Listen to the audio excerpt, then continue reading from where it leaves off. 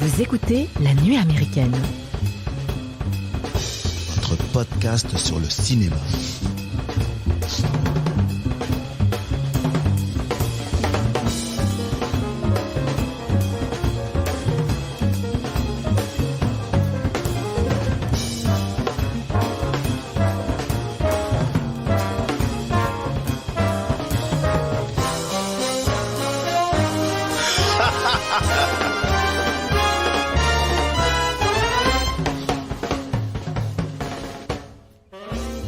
Bonjour les amis et bienvenue à la table de la nuit américaine. Aujourd'hui, nous allons aider John Travolta à trouver le cri parfait, celui qui glace le sang.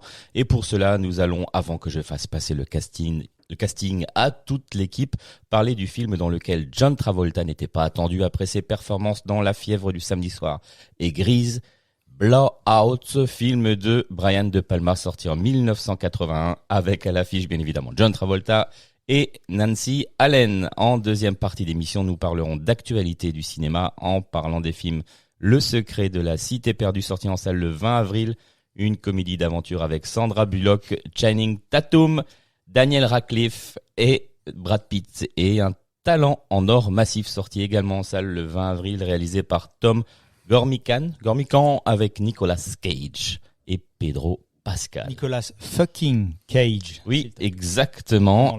Et nous allons terminer cet épisode par la traditionnelle rubrique des coups de cœur. Pour passer le casting du cri le plus strident, je reçois Mathieu. Bonjour Mathieu. Bonjour Mike. Loris. Bonjour Loris. Bonjour. Et Julien. Bonjour Julien.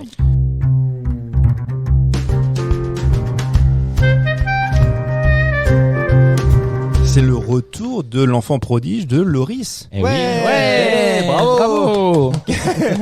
Alors qui veut essayer? Alors Qui veut essayer quoi? Qui veut essayer? Ah, j'ai pas assez bu.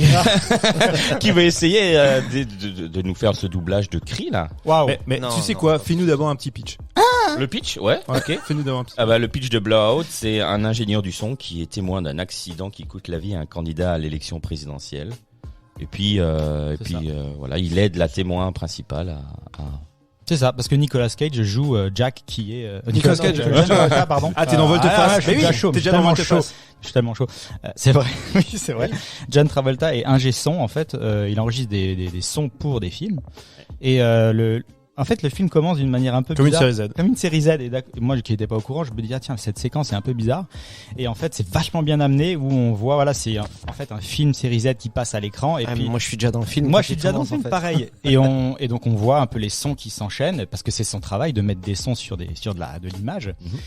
Et il arrive cette fille qui crie et c'est un son mais genre trop pas une fille qui se fait assassiner et le mec, le réalisateur, d'ailleurs un petit clin d'œil à la scène de Psychose. Il dit mais ce son il est dégueulasse, il faut que tu ailles me chercher un nouveau son. Et donc c'est la mission, c'est comme ça que le film commence. Ouais, le soir. Il va devoir trouver un son de cri, mais il va surtout devoir trouver un nouveau son de vent, parce qu'il dit putain, j'entends ce vent, c'est toujours le même son, tu l'as utilisé dans 15 films. Et John Travolta dit oui, j'ai ça dans ma banque sonore, c'est le vent. Ouais. Et il dit mais moi j'en ai marre, je veux entendre un autre son. Et du coup ta mission, ça va être d'aller récupérer un son de vent. Et ce qui est déjà méta en fait. Cette scène-là, la première scène, c'est parce que c'est la même discussion qu'ont eu De Palma et son ingé son, comme ça que ça commence, qui a déclenché l'envie de faire ce film. C'est ouf. Ouais, parce qu'il s'est dit tiens, ce serait une bonne idée de lancer. Ils se sont pris la tête en disant putain, mais ce son je l'ai déjà entendu 200 fois, va m'en trouver un autre. Et en fait, il s'est dit tiens, on pourrait faire un truc là-dessus. Donc il va enregistrer ce son de vent, et quand il enregistre ce son, se passe l'accident de voiture. Il est sur place, il enregistre donc le son de cet accident. Et on va se rendre compte que qui conduisait, c'est un sénateur qui est potentiel futur président des États-Unis. Dans cette voiture, il y avait deux personnages, donc le sénateur et une fille qui va sauver, parce que le sénateur est mort sous l'eau déjà. Parce que Travolta plonge, sauve la fille. Il plonge, il voit une voiture, il se dit il y a un truc, shit. J'enlève mes chaussures, j'enlève la veste, je plonge, et il arrive à sauver la fille qui est à l'arrière. Qui est donc Sally, jouée par Nancy Allen, donc qui est Madame Robocop. Moi je l'appelle Madame Robocop parce que c'est elle qui jouait Murphy dans Robocop. C'est ça. Non, qui jouait pas Murphy. Murphy, la fille dans Robocop. Oui, la collègue de Murphy. Et du coup, le film commence comme ça. Et on se dit, c'est un complot politique. Quelqu'un a essayé de tuer le sénateur, et voilà, ça s'enchaîne. Et donc moi j'ai trouvé le film que je connaissais pas vachement cool, surtout dans son déroulé, si tu veux, parce qu'il y a des scènes qui sont un peu longues, donc des fois tu peux un peu c'est ce genre de film en fait où tu te dis putain c'est long, des fois certaines scènes étirent un peu en longueur, et c'est à la fin quand t'as un peu tout qui se met en place, tu te dis putain c'est vraiment bien ce qu'il avait voulu faire. Et en fait à la première au premier visionnage du film, je me suis dit ok c'est bien, mais en fait j'ai vraiment apprécié le film quand j'ai regardé tous les autres films, dont les influences. Voilà, les influences de ce film-là. Blow Up de... J'ai regardé, en fait, j'en ai regardé surtout deux. J'ai regardé Blow Up, les plus connus, Blow Up d'Antonioni, et puis Conversation secrète de Coppola. De Coppola. Voilà. 2 palmes d'or, ouais. Ouais, en fait, c'est clair. Mais quand tu regardes ces films, tu te dis en fait, c'est fou à quel point. Le Palme d'Or pour donner un flop au box-office, c'est génial. Conversation. Tu veux dire les résultats au box-office de Blow Up ouais. Non, de Blow Out. Oui, mais Blow Up a une Palme d'Or, Conversation secrète aussi. C'est pas non plus effectivement des énormes succès, mais énorme influence, ouais. Ça c'est clair. Mais c'est vrai que quand tu les regardes, ça transpire quoi. Là, les influences dans toutes les scènes. Clairement. Ça transpire, mais là où le parallèle est quand même le plus frappant, c'est avec Conversation secrète, parce que on est dans le genre du thriller politique et conspirationniste. Dans Blow Up d'Antonioni, on n'est pas là-dedans, parce que c'est pas le même médium. C'est pas le même. Alors là, pour le coup, on est sur l'image et non pas sur le son, mais surtout que on n'est pas dans l'enquête. Lui, en fait, il y a une transposition de son art. Oui, c'est vrai. La quête de la vérité à travers son art, mais en fait, au final, t'es dans le Swing in London, tu suis aussi d'autres choses. Blow Up alors du coup. Dans Blow Up. Ouais. Dans Blow Up, en fait, on est plus dans quelque chose de complètement, éthéré, un petit peu, poétique, sous influence aussi psychotrope. Ouais. Les Angleterre des années 60, s'il te plaît. Ah ouais. Et en plus, tu l'as vu, il y a les Yardbirds. Oui, exact. Donc tu vois Jack Beck, tu vois Jimmy Page. Enfin, c'est quand même assez dingue. Exact. Et en quoi le film a aussi une énorme influence, c'est que donc Antonioni, on est en 66. 66. Ouais. On a, à ce moment-là, on a aussi la nouvelle vague qui débarque en France. On a Godard, on a Truffaut avec les 400 coups. On sait très bien que le nouvel Hollywood, et Brian De Palma en premier, est hyper influencé par ça. Il dit, nous, on veut faire ce cinéma-là, ce cinéma qui s'affranchit des règles, de la grammaire, cinématographique, et on veut lâcher les chevaux.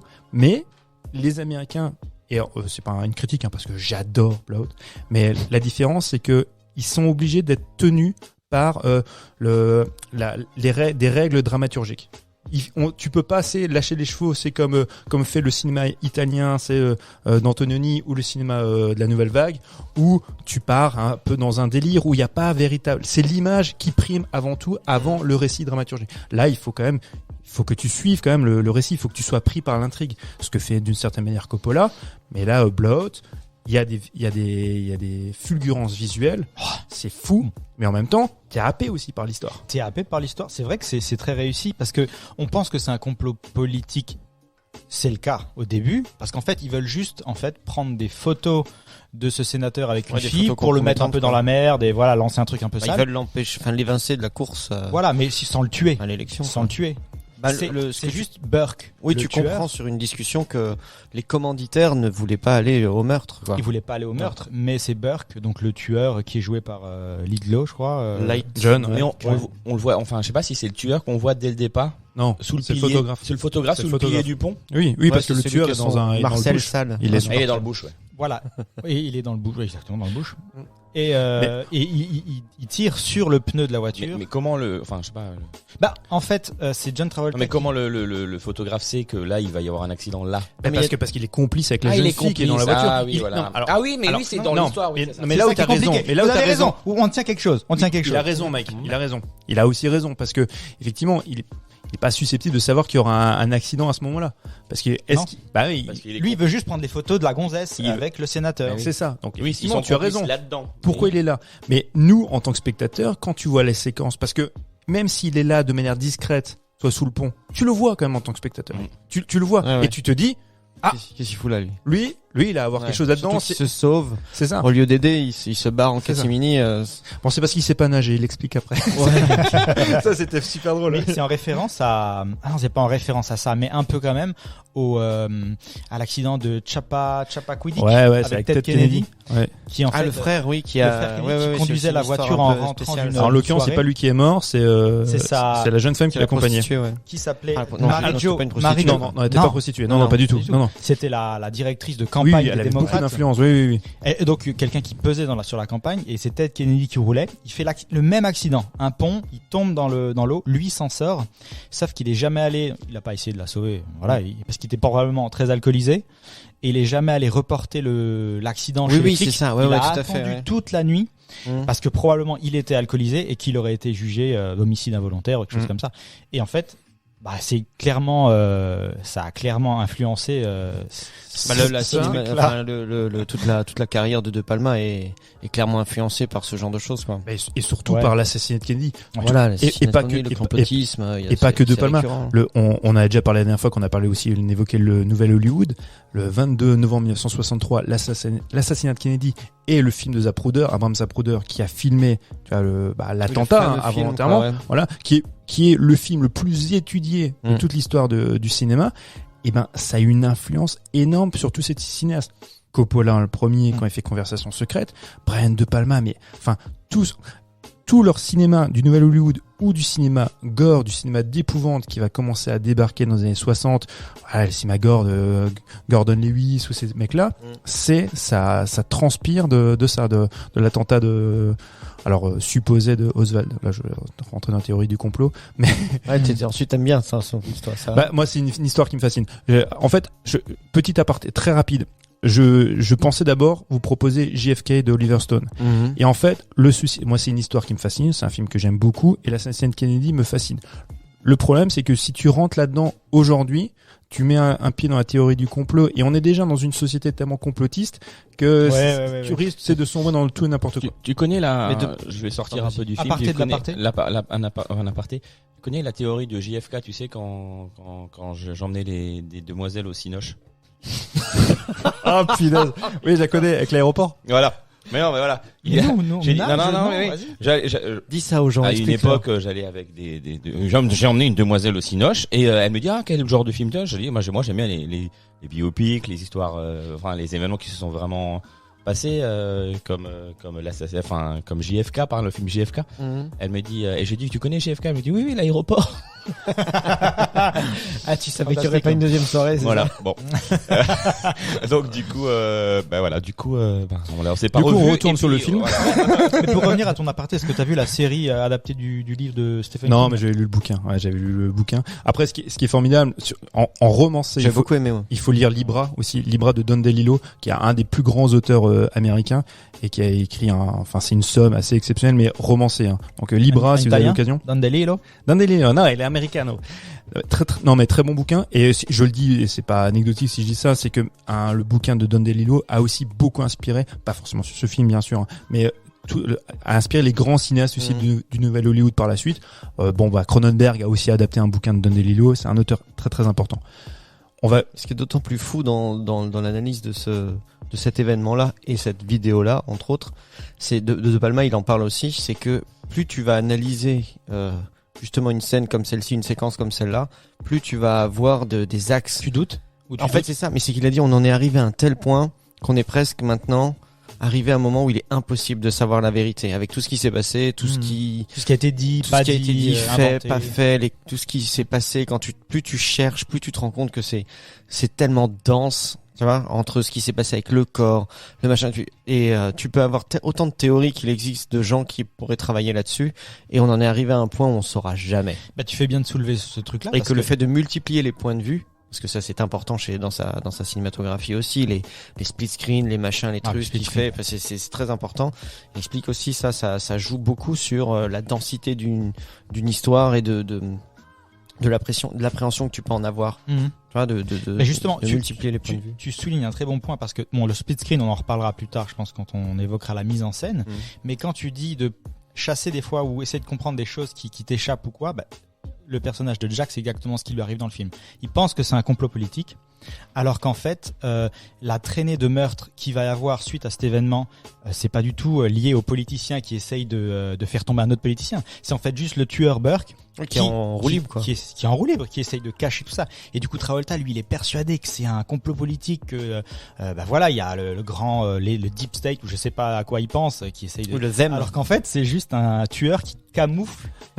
Non mais là où je trouve le film très malin, c'est que il commence d'ailleurs donc à douter lui-même. Effectivement, même c'est de l'aspect du côté conspirationniste, parce qu'à un moment donné, il est complètement perdu, parce qu'il se rend compte qu'il est esseulé. Et l'appui qu'il va avoir, c'est un appui, en fait, c'est l'appui du journaliste. Quand le journaliste va venir le voir, et c'est lui il sera la caution, alors que en règle générale, les conspirationnistes sont en opposition, tu vois, avec l'ordre établi, intellectuel que représentent les journalistes, parce qu'ils sont normalement à la solde, les gouvernements à la solde des puissants, et le journaliste va venir vers lui en lui disant « Non mais moi ça m'intéresse, donnez-moi vos bandes ». Alors que jusqu'à présent, personne ne voulait en entendre parler, et il a cette conversation dans le couloir avec lui où d'abord il doute, il fait « Non mais laissez tomber, je peux en parler, machin ». Et l'autre arrive à le convaincre. Et après il le prend dans une pièce à part, tu vois, pour être isolé. Et tout d'un coup, il a un poids. Il y a quelqu'un qui le soutient dans sa vision conspirationniste. Oui, parce que c'est vrai que pendant une bonne partie du film, il est un peu tout seul, quoi. Enfin, il est clairement tout seul, quoi. Même Nancy Allen, même elle, tu vois. Elle veut quitter la ville. Et lui, il lui dit non, il se passe un truc, tu restes pour qu'on puisse, tu m'aides, tu témoignes. Moi, j'ai eu du mal à savoir si c'était par amour qu'il la faisait rester ou si c'était par intérêt. Ah, il y a peut-être Tu vois, non, je pense que c'est par intérêt. Il y a un et peu des deux. l'amour Il arrive. s'attache à elle, ça se voit qu'il s'attache à elle, mais il y a jamais de physiquement, mis à part un bisou volé. Un dernier bisou volé qui est très important, parce que c'est vraiment le bisou de la mort. C'est le baiser de la mort. C'est le dernier baiser avant de mourir. Parce que sinon, avant ça, il n'y a jamais de relation. C'est pour ça que moi, j'ai plus l'impression qu'il, même s'il a une attirance pour elle, parce que c'est une jolie femme, et puis parce qu'il l'a sauvée, et puis il y a ce lien entre eux qui se crée. Mais et puis clairement après quand il découvre un peu la vérité sur elle, on sent une certaine déception quand même. Ah, on s'imagine qu'il s'était quand même attaché à elle et que à partir de là il s'en détache un peu en se disant ah ok t'es comme ça, on t'utilise pour faire des trucs, bah moi aussi je vais t'utiliser pour arriver à mes fins. Oui, bah c'est clairement le baiser de la mort, parce que si lui il l'oblige pas à rester, elle meurt pas, quoi. Enfin, spoiler. Si elle était partie enfin, oui effectivement. Oui. Voilà, je veux dire, et c'est ça qui est intéressant dans leur relation aussi, et puis. Il y a plein de choses qui sont hyper fines dans le film. Tu dis donc il y a ce fameux tueur qui, pour créer de l'illusion et pour perturber un petit peu les enquêtes éventuelles de la police, il va lui-même se faire passer, enfin pas se faire passer, c'est un tueur en série qui sévit dans la ville, il tue des gens. Ouais, mais il tue aussi par rapport à la Liberty Bell, il leur en fait, il prend ça, tu vois, il prend ça comme prétexte. Il prend ça comme ça. J'ai beaucoup de mal à comprendre. Mais non, c'est comme ça les met sur des fausses pistes. Il se dit c'est le tueur. On est d'accord, c'est lui, c'est pas une vraie obsession qu'il a, c'est juste il se dit tiens, on va faire ça. Oui, c'est comme dans The Wire. Vous avez vu The Wire? Ouais. Quand mini spoiler à la fin dans les saisons, des meurtres sont je fais gaffe. Des meurtres sont camouflés en il attache des rubans à des doigts, à des corps. C'est exactement pareil. Il veut faire croire qu'il se passe quelque chose alors qu'en fait c'est ça. C'est pour détourner l'attention des enquêteurs. Mais là où c'est hyper malin, c'est que nous spectateurs, donc il a du plaisir. Moi j'ai l'impression qu'il a quand même du plaisir. C'est un psychopathe. Ouais, non mais il aime tuer quand même. Et quand il tue, c'est la jeune fille qui ressemble à Nancy Allen. Donc quand il la tue, toi en tant que spectateur, comme on n'est pas dans Psychose, mais quand même on pourrait, tu t'imagines que d'abord c'est elle et tu dis bah non, effectivement c'est pas elle. En fait. Moi d'abord je m'étais dit qu'il s'était trompé. Il est sûr que c'est elle et il la chope parce qu'il a une photo. Donc mais c'est ça qui est bien, c'est qu'il joue sur plusieurs niveaux. Exactement. Et donc du coup toi en tant que spectateur, à partir du moment où tu te rends compte ah bah non, c'était pas elle, ça peut pas être elle, puisqu'il doit y avoir une idylle entre elle et John Travolta. Et comme du coup, tu n'es pas préparé à la fin du film parce que tu t'attends malgré tout, même si le film est très lent à venir sur cette idylle, à partir du moment où il y a cette séquence où une fille qui lui ressemble à Nancy Allen est tuée et que toi, tu t'es préparé à que ce soit elle, et comme ça n'est pas elle, tu dis, elle ne peut pas mourir.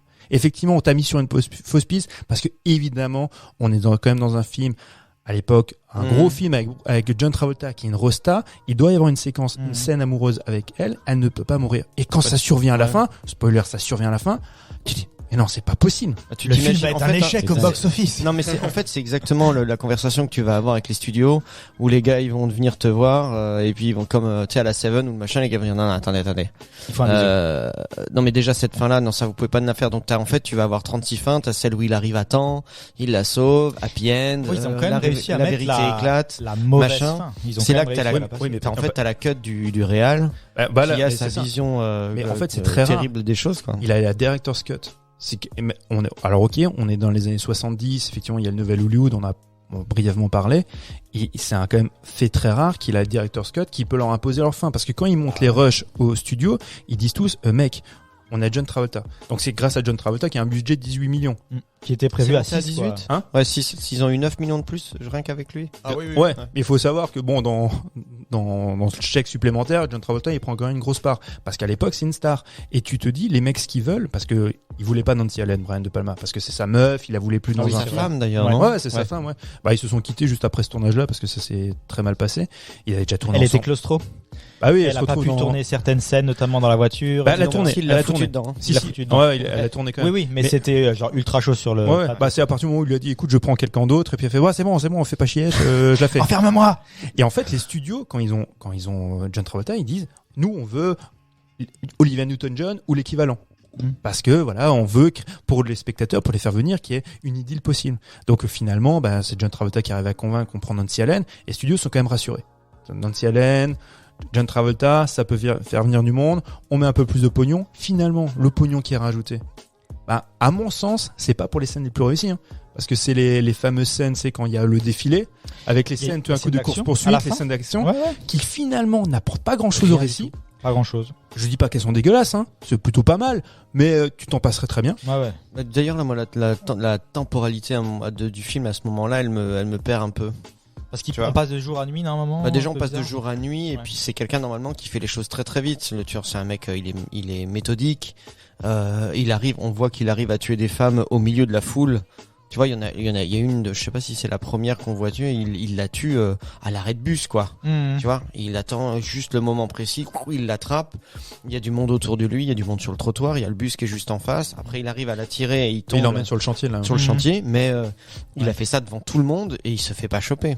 Donc Ouais. lui, le but, c'est pas de Les jouer États-Unis. finalement avec elle, comme on l'a dit. C'est les États-Unis. Non, mais c'est à un moment donné, c'est d'aller vite. Et là, je comprends pas. Je comprends pas pourquoi d'un seul coup ils doivent prendre le métro pour aller jusqu'à le truc de Libertuel. Bon, après pour son. C'est pour Euh, l'imagerie du film, quoi. où Ouais, en fait, tu Oui, sens ça qu'on fait le fait truc. attention, Travolta qui Tout est dans est les très vagues, qui est bleu. dans le machin. Enfin, à ce moment-là, d'un seul coup, le temps devient Mhm. très très long et puis tout peut se passer comme ça pour avoir cette finalité où il va quand même les retrouver. J'ai trouvé que le film déjà est assez. C'est le seul moment, moi, j'ai trouvé dans toute la minutie, justement, tu vois, de l'enchaînement des choses et tout ça. Et là, je me suis dit, bon, là, il veut arriver à cette fin-là, et puis il a fait un petit peu comme ça pour que ça tombe bien. Mhm. Mais ça m'a un petit peu, je me suis un petit peu dit, je vois pas pourquoi ils resteraient aussi longtemps, pourquoi ils vont sur ce quai Mhm. pour finalement jeter la bande dans l'eau. Il aurait Tu pu l'as faire vu ça. combien de fois, le film? Qu'une fois? Ouais, je l'ai vu une fois. Bah, non, mais c'est marrant ce que tu dis, parce que moi, la première fois que je l'ai vu, j'ai pas perçu ça du tout. Parce que j'étais tellement, c'est dans la tension. Mhm. Tu vois, que je l'ai pas du tout, effectivement. Mais t'as raison, la deuxième fois que je l'ai vu, je me dis, ah oui, ça traîne un peu en longueur. Non, mais Et moi, c'est il un m'a peu une énervé, en facilité. fait. Mais la première fois, moi, j'étais tellement en tension Ouais. que ça a vraiment fonctionné. Tu vois. C'est à la deuxième lecture, je me dis, ah oui, ça tire un peu en longueur, et puis on comprend c'est un peu programmatique. Mais franchement, ça a marché avec moi la première fois. Mhm. Ouais. Mais il est assez, enfin je sais pas vous, mais par moment pour recoller un peu les morceaux de l'intrigue et puis les personnages et comprendre pourquoi les personnages font ça, etc. Ça demande un peu de te poser et de réfléchir, quoi. Moi il y a des moments où j'étais un peu perdu sur où va l'intrigue, mais je trouve que c'est assez bien mené pour qu'à la fin tu pense t'y ouais. retrouves. Mais c'est Mais pas il soulève, évident. en fait, il fait ça, c'est-à-dire il te fait te poser des questions Voilà. et il y répond un peu plus tard à chaque fois. Exactement. Mais c'est fait qu'à chaque fois tu reviens un petit peu sur. C'est comme par exemple quand il prend le son, il y a un truc que tu comprends pas tout de suite, mais et c'est ça qui est très intéressant. On en viendra sur le fond et la forme, tu vois. Mise en scène. C'est la mise en scène quand par exemple, ce qui est assez flagrant, c'est la scène de l'enregistrement des sons, Mhm. les idées qu'il a avec ses Chant contre caméras, chant. ouais, et puis même avec aussi le fait que quand il est en train de prendre les sons, on va s'éloigner de lui. Mhm. Jusqu'à avec ce double écran un petit peu Justement. d'enregistrer, donc tu vois lui en train d'enregistrer et tu vois ce qu'il enregistre, Mm. et il y a un moment donné il y a un bruit qu'il identifie pas, Oui. une sorte de zipette comme ça, un truc. Et puis pareil, Ah oui, tu oui. dis que ça fout là, qu'est-ce que c'est comme animal, qu'est-ce que c'est comme truc, on sait pas trop ce que c'est. C'est Et tu y fais pas forcément gaffe. Et quand il y a la scène suivante où il est dans l'hôtel et qu'il est seul et qu'il est en train de réanalyser, tu sais, avec il se revisualise sur la scène, il réécoute la bande son. Donc il dirige son crayon un peu, donc tu le vois de face, il dirige son crayon comme s'il était sur la scène. Donc tu vois effectivement il y a le crapaud, ensuite il était vers là, et puis à un moment donné tu vois qu'il fait une sorte de grimace comme ça, il me dit il y a ce son là, je l'identifie pas, et puis il passe à la suite. Alors que pour nous ça va être important parce que le son qu'il entend, c'est effectivement Mais, le... attends, mais très honnêtement, rétrospectivement, t'as réussi à faire le lien?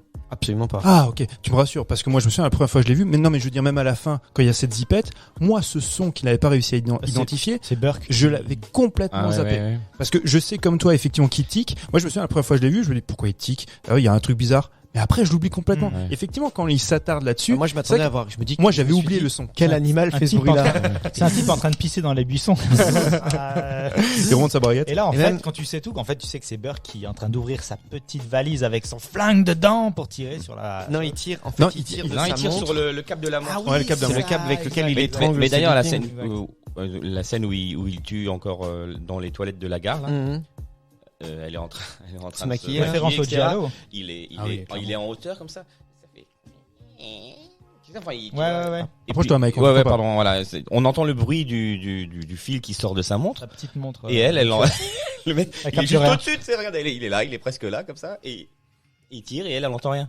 Ouais, c'est clair. Ouais. Mais je Non mais, pense non, mais ça c'est une convention du genre. Il a tout à fait raison Ah, quand c'est une il parle convention. quand il parle du giallo. Juste avant, il avait fait Pulsion, qui est vraiment c'est un giallo, très clairement. Et là, il utilise ces trucs qui peuvent nous paraître sur le mot, enfin, quand tu l'analyses, tu vois, qui peuvent nous paraître un peu extravagants parce que c'est pas normal, qu'on le perçoit pas, mais c'est vraiment, enfin, c'est une convention du genre du giallo de se dire que le meurtrier est visible et peut être entendable. identifié, on peut l'entendre, et pourtant le mal survient. D'ailleurs, dans la toute première séquence du film d'ouverture dont on parlait tout de suite quand on a commencé, qui est clairement un type un peu, ça peut être giallo, slasher, si tu veux, tu vois, où tu Au as début, ouais. ah c'est un slasher, ouais, clairement. Et où tu es à la première vue du tueur qui tue d'ailleurs un policier devant les vitres qui est En steadicam. en steadicam, ouais. En plus ils sont éclatés apparemment sur ce truc, c'était un truc et un plaisir qu'ils se sont fait. Ils savaient que ça avait rien à voir avec le film, mais c'était une des premières fois quand ils utilisaient des steadicam d'ailleurs. C'est la- sur- Non, enfin, alors, pour lui en tout cas. à lui, oui, Ouais. oui, mais en fait, il y avait déjà eu du slasher. non, mais alors par contre, en fait, ils ont fait venir l'inventeur du Steadicam, donc évidemment le nom m'échappe. Ils ont, en fait, la première fois c'est Marathon Man et Rocky. Ok. Donc c'est les deux premiers films où il y a utilisation de Steadicam. Les mecs ils ont vu ça. Kubrick il a dit bonhomme tu vas me faire Shining, et De Palma il a dit bah tu vas me faire Blowout. Et mais en fait ce qui est génial c'est qu'il utilise la Steadicam justement pour l'intro du film, pour le côté slasher. C'est Garrett Brown. Mmh. Et Juste pour ça, quoi. Ouais, et Garrett Brown, je sais pas si tu vois une photo, Garrett Brown, c'est un mec qui doit faire 2 mètres. Il est immense. Il est, et lui, ce mec-là, en fait, parce qu'ils ont un autre chef cadreur, tu vois, sur le tournage, mais Brown, ils l'ont fait venir parce que c'est lui qui maîtrise l'outil. Et c'est d'ailleurs lui qui tient le couteau. Tu sais, au début, oui, tu sais, quand ils font, Oui. Quand il poignarde le policier. ouais, c'est ça. Donc c'est lui, il tient la caméra et il tient le couteau en même temps. Ok. Non, assez Et fabuleux. puis, non mais tout ça c'était juste pour dire effectivement dans cette séquence on le voit parce qu'à un moment donné il rentre dans le dortoir des filles et là normalement elle le voit. Déjà, moi, je me suis fait une réflexion, je me suis dit, pourquoi dans ces dortoirs, il y a que des top modèles et des meufs à poil? C'est où? Non mais ce sont juste C'est clairement plaisir. s'inscrit où Ils ont dit qu'ils voulaient, ça c'est un truc aussi qui est Mais c'est propre pareil, dans le slasher, au clairement. réalisateur, c'est aussi il adore provoquer, il aime, Ah oui, bien sûr. moi il me fait beaucoup penser, enfin il m'a fait penser ça, ça m'a fait penser à Verhoeven, tu vois, c'est-à-dire c'est des mecs peu importe le contexte. le contexte, c'est-à-dire le regard qu'il va y avoir sur leur film, ils savent très bien que ça va gêner, que c'est pas Il fait, quoi. c'est pas pour tout le monde, mais Oui, comme mais dans la séquence d'ouverture, là, par contre, on est véritablement dans la série Z. Donc, Oui, oui. et dans le slasher, donc mettre des femmes nues et qui dansent et jouer sur les clichés parce que c'est un cliché après l'autre. Et, Bien sûr. ce qui est génial, tu disais tout à l'heure, quand le film commence, ou c'est toi qui disais, tu dis, putain, je suis déjà dedans, mais finalement t'es dedans, mais après coup, tu te rends compte que, bah, tu regardais un film de merde. Ouais. Tu regardais Mais bien sûr. un slasher comme il y en a eu plein, effectivement, Ouais, dans mais les ce que années je veux dire, c'est 70 que et 80. comme il fait ça, tu vois des bouts de nichons, tu vois des machins, tu vois un meurtre, tu vois d'autres trucs. Enfin, tu augmentes aussi dans ta, comment on appelle ça, la notation, et en tout cas dans ce qu'on peut, interdire dans ton film. Tu te fais chier tout le film quand même à pas montrer de bout de sein et à pas montrer de trucs ou pas spécialement. Et tes 5 premières minutes, tu balances la sauce, tu vois. Mais non, mais justement, est-ce que vous avez vu le film précédent Pulsion? Non. Tu l'as fait? Non. Reste qui J'en ai vu Ouais, beaucoup Rest Kill. d'extraits. En fait, justement, le film commence par une scène de douche avec une femme. Donc c'est Angie Dickinson, qui est quand même une très belle femme, qui était quadragée à l'époque, mais magnifique, et qui se lave et qui prend du plaisir sous la douche. Et la manière dont il commence ça, donc dès le départ, tu dis, on est sur du plan nichon, on est sur du plan cul, et on est sur du plaisir, tu vois, du plaisir perso. Et pourtant, c'est là où c'est intéressant quand tu mets les deux films en parallèle. Tu te dis, là, il y a une volonté artistique dans Pulsion, et quelque chose de en même temps c'est un peu émoustillant, mais on est dans la référence, on est dans Psychose, et tu t'attends au mal venir, mal qui ne viendra pas, mais bon, je vais pas dévoiler le film parce qu'il faut le voir. Et tu mets l'autre en parallèle où tu es dans la série Z la plus bêta, la plus graveleuse, tu vois, et il commence l'introduction par la même chose, tu vois, mine de rien, tu vois, il faut le voir, c'est en double lecture. En double lecture, oui, si tu veux. Non, le film est intéressant comme il démarre, en fait. T'as le sentiment, tu dis, il nous refait Pulsion, mais en fait, il nous refait Pulsion. Pourquoi John Travolta, après ses succès populaires, Grise, La fièvre du samedi soir, pourquoi il a accepté un rôle comme ça? Ils avaient déjà bossé ensemble, je pense qu'il y a aussi un peu ça. Parce qu'apparemment, ce que j'ai entendu, c'est que le film n'avait pas fait un flop, mais il avait pas rencontré le succès parce que John Travolta n'était pas forcément attendu dans ce genre de rôle. Après ces succès-là, c'est ce que je disais en préambule. Non, alors, il y a plusieurs choses dans ce que tu dis. En fait, c'est que, donc, il a rencontré De Palma, effectivement, sur le tournage de Carrie. Mais quand il fait Carrie, c'est personne de John Travolta. Vraiment. Et d'ailleurs, ils sont ensemble avec Nancy Allen, ils jouent ensemble. C'est deux petits rôles, mais c'est personne. Sauf que entre temps, Nancy Allen, elle est restée, voilà, une actrice de Song Gun-zo, très bonne actrice, c'est pas le souci. Mais Travolta, c'est devenu une star. Et le non-succès du film, c'est sa date de sortie. Ils ont sorti le film en été. En été aux États-Unis, c'est un film comme qui est très sombre. Quand tu vois le film, en plus l'affiche, je sais pas si vous avez vu les affiches d'époque. Ouais, si t'avais voulu vendre le film, au moins rentrer dans tes frais dans les premières semaines d'exploitation, t'aurais mis Nancy Allen et puis voilà, Nancy Allen ou John Travolta, et t'aurais pris le baiser qu'il y a dans la voiture. Il y aurait eu arnaque pour le spectateur, mais t'aurais pu au moins rentrer dans tes frais les premières semaines. Ouais, mais là, l'affiche, elle est hyper austère. Tu te dis, ouais, c'est quoi ce film avec John Travolta? C'est quand même un peu chelou. Donc, les fans de cinéma, les cinéphiles de l'époque, John Travolta, il a pas cette aura-là. C'est un poster boy. Ouais, à l'époque. Donc les cinéphiles vont pas y aller. Ils vont y aller éventuellement parce que c'est De Palma, mais bon, les critiques sont pas super élogieuses. T'as juste Pauline Kael qui était la grosse référence, des cinéphiles qui écrivaient dans le New Yorker, qui disaient que c'est un très grand film. Mais les autres, c'était quand même hyper mitigé. Et puis le grand public, il y va pas. En été, il va pas voir ça, quoi. C'est un film qui a marché après, surtout dans la conscience collective. Tu vois, il y a des films comme Stone Kubrick, je veux dire les films Shining qui sort et il marche pas, mais c'est 10, 20 ans après que les gens. Non, alors il a bénéficié beaucoup, pas du retour de Tarantino. Moi, anecdote perso. Moi, en 96, donc en 95 ou 96, moi je vois Jackie Brown et je lis une bio sur Tarantino. Et Tarantino dit voilà, c'est dans ses 3 films préférés. Il y avait Le Bon, la Brute et le Truand, Taxi Driver et Blowout. Et il explique que c'est en ayant vu Blowout qu'il a voulu absolument avoir dans son cast pour Pulp Fiction John Travolta. J'ai dit, putain, mais Blowout, j'ai jamais entendu parler. Par une De Palma, je connais, mais Blowout, même dans les années 90, Blowout, tout le monde s'en pète. Donc je me dis, je vais regarder ce film. Et là, je vais prendre une claque. Et sans déconner. Et c'est à partir de ce moment-là où tout d'un coup, le film est revenu, monté en état de grâce parce que les mecs tout d'un coup se sont rappelés, ah oui, c'est vrai que il y avait un film qui s'appelle Blowout, quoi, qui est toute une génération qui adore un gars que Tarantino arrive en disant que moi, mon réalisateur fétiche, celui qui a été pour moi un de mes modèles et un des gars que je préfère, c'est Brian De Palma. Tu vas t'intéresser aussi à ce qu'il a fait, quoi. Il a fait la même chose avec Corbucci. Il était tétanisé par le mec, hein. Tellement il l'adorait, il avait un respect immense pour lui, il a même Tarantino par la suite, forcément ils se sont faut dire que De Palma est pas très sympa. C'est pas un gars avenant. Il a ce côté, c'est vrai, quand tu le vois c'est ce que je te disais tout à l'heure, ours mal léché. Il te coupe en deux, hein, s'il sent que tu le saoules, il te le dit, y a pas de problème. Et puis tous les films, en fait, mis à part les siens et quelques films de copains, c'est que de la merde. Il est très très très Très dur. en dents de scie, ouais. Ouais. Et je me souviens à l'époque, ça m'avait vachement marqué. Il y a quand Scream était sorti. Donc les taglines à l'époque, c'était le film que Hitchcock a réalisé et Wes Craven l'a fait. Et donc forcément, ils interviewent De Palma, qui était qui était en fait l'enfant, tu vois, illégitime de Hitchcock. Il dit qu'est-ce que vous avez pensé de Scream? Il a dit séquence d'ouverture que tout le monde connaît. Il a dit séquence d'ouverture très très bonne. Après je me suis barré, c'est vraiment que de la merde. Comme c'est violent. Voilà. Ouais, mais c'est le personnage, tu vois, c'est le personnage. Après, oui. Mais bon, c'est vrai que dans Blowout, t'as l'histoire qui fait beaucoup, mais en fait la mise en scène, quand tu regardes un peu de plus près, il y a des choses qui sont vraiment chouettes. Julien, tu parlais justement de cette méthode de visualisation un peu profonde qu'il utilise. Le double champ, quoi. Enfin, Ouais, mais qui en fait d'avoir une image nette à la fois au premier plan et à la fois en arrière-plan, qui est point technique. Donc Mathieu, tu me disais d'une manière impure que c'est une demi-bonnette. une demi-bonnette. Hein, tout le monde pourrait La savoir demi-bonnette. ce que c'est. Sauf que moi, je vais te dire, si je retrouve le mot, ça s'appelle la dioptrie de champ divisé. Ouais.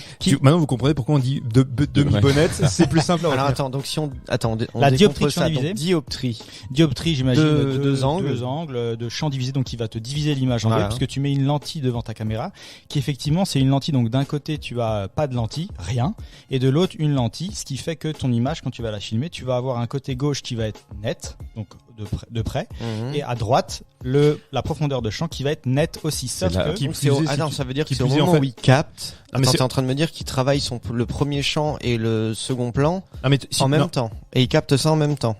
Oui, C'est sûr. parce que tu utilises une longue focale. Et qui fait, si tu filmes Mike et qu'il y a quelqu'un derrière Mike, le gars, tu fais le focus sur Mike, le gars qui sera derrière sera flou. Ah, mais moi je pensais que, Et là, d'accord, en mais fait- ce que je veux dire, c'est que moi je pensais que c'était, il avait par exemple filmé le premier plan de Travolta qui réfléchit et le deuxième plan, le fond. non, ça c'est du split screen, ça n'a rien à voir. Non, le split screen, c'est que d'accord. Tu c'est- parles du split screen de L'écran qui est divisé en deux. Non, alors on va Split prendre, screen. c'est ça, on va prendre une scène. Je vais faire la différence. Toi tu parles de la scène, par exemple, d'ouverture sur Travolta, quand on va d'abord voir l'émission de Ça c'est télé. du split screen, Ça, qui n'a rien à voir. bah attends, quand Travolta, il est en train de regarder sa télé, on est au premier Mais la plan. télé, elle a été et filmée ensuite- à part. Elle a été filmée à part. Ensuite, il va se mettre au Non, non. second plan. Oui. Il regarde la télé. Tu dis quand La tu vois télé, la télé et tu le vois lui. Et après, C'est ça. lui, il va en arrière boutique, si on veut, Oui. il va Et travailler après ses ils trucs. enchaînent avec un split screen. Ça, En c'est fait. filmé, c'est un plan, enfin, c'est un seul Ok. et même plan. Mais quand tu vois sur le présentateur télé, tu sais, en plein écran, à droite et à gauche, tu vois Travolta qui travaille. Ça, c'est du split screen. Moi, je te parle plutôt de la séquence dont tu parlais où il est en train de filmer des sons, où tu vois Travolta de loin en train de filmer de manière très nette. Et au premier plan, tu verras la chouette. Avec la chouette, de par manière exemple. très nette aussi. Non, mais je suis d'accord. Ok, mais il a pas filmé la chouette en même temps qu'il filmait Travolta. C'est la Si, chouette, c'est- elle a été, si. elle a été rajoutée Mais par non, la suite. mais non, Non, c'est c'est- le but de la technique. C'est avec une longue focale et tu mets donc une demi-bonnette qui te permet d'avoir les deux champs nets. Un truc de malade. Oui, sauf que le problème, c'est tu vas avoir une ligne qui va diviser la lentille, forcément, Ouais. parce que tu as la lentille, et tu le vois à l'écran, cette ligne. Et donc, il y a des techniques qui est utilisées pour altérer un peu la ligne que tu vois, donc, ouais. notamment éclaircir l'image, ce qui est un peu dégueulasse parce que ça dénature la couleur, voilà. Ou alors trouver, comme Orson Welles l'a fait dans Citizen Kane parce qu'il l'utilisait. C'est par exemple, je sais pas, tu filmes un meuble, tu vas foutre ta ligne sur le haut de ton meuble. Pour Oui, un peu parce que c'est dissimuler naturellement coupé, quoi. naturellement, l'image. Il utilise ça et du coup, je trouvais ce procédé vachement cool parce que notamment dans le cas de quelqu'un qui prend le son, ça permet d'avoir une sorte d'immersion directe sur, comme tu le disais très bien, tu vois, ça te Ce met qu'il tout- voit et ce qu'on entend. ce qu'il voit et ce qu'on entend. Et ça rajoute Mhm. une immersion assez géniale dans les scènes. Et j'ai trouvé ça absolument cool. Et quoi. c'est d'autant plus compliqué dans ce film. Tu disais, c'est parce que généralement, pour masquer ça, pour masquer cette ligne, tu ouvres le diaphragme pour qu'il y ait beaucoup de lumière. C'est ça. Et eux, à contrario, l'image est extrêmement saturée. Tu vois, ça. elle est désaturée C'est de nuit, au possible. en plus, Hein ouais, c'est en plus de nuit, c'est très désaturé. Et du coup, ça rend la difficulté. Avec la chouette, bon, c'est plus simple. Parce que la chouette en elle-même, non, et puis, Oui, non, et par la elle est place, très, et puis ouais. par la place qu'elle prend, Ouais, c'est c'est limite du split screen. Donc, Effectivement. il y a c'est des techniques un peu malines comme ça aussi, tu vois, parce que il faut que la personne qui soit au premier champ prennent de la place. Tout à fait. Tu vois, donc et après tu joues un peu sur les couleurs, tu vois, Oui. entre les différentes lignes qui se prolongent. C'est de la débrouille, quoi. C'est Mais la- si tu veux, à l'époque, faire ça, c'est assez cool parce que maintenant, tu te dirais en post-prod, tu fais tout ce que tu veux. Ouais, tout à fait. C'est juste que de trouver cette technique et de le faire. Bon, la lentille, tu peux encore acheter ça maintenant, c'est encore utilisé aujourd'hui. En etc., photo, ils hein. utilisent ça aussi. beaucoup. En photo, ouais. Donc c'était un procédé assez cool à utiliser. Et tu parlais du split screen, et je trouve cette séquence d'introduction qui est incroyable une fois que tu comprends ce qui se passe et une fois que tu as déjà vu le film, en fait, quand tu la re-regardes, tu vois qu'en fait, qu'avec cette séquence d'introduction, tu comprends tout. Parce que à gauche, tu vois Travolta qui bosse, donc tu comprends ce qu'il fait, etc. Et à Il y a droite, du mouvement. il y a du mouvement. Et à droite, donc t'as la séquence du journal télé où tu comprends. Oui, tu comprendras l'enjeu politique, etc. Ouais. Et il y a même un petit moment où Travolta il coupe un son où il y a écrit shot, et c'est à ce moment-là où apparaît la tête du politicien qui va mourir. Donc il arrive même à faire ça s'appelle du foreshadowing, donc c'est de montrer en gros ce qui va se passer dans le film avec une petite séquence comme ça. Donc c'est, je pense, un clin d'œil pour quand tu as vu le film. Mais c'est des détails qui font que on en apprend des choses dans cette émission. Non, c'est hyper malin. Voilà. Et c'est vrai que quand tu vois quand ça commence avec la journaliste où c'est très statique pour montrer que la vérité officielle, elle est dans une espèce de cadre. Elle est complètement cadrée, elle est étouffée. Et lui, parce que voilà, par du foreshadowing, il va montrer de par son travail que lui, il est dans le mouvement, il crée des choses qui va amener la vérité. La vérité se fait à travers le mouvement.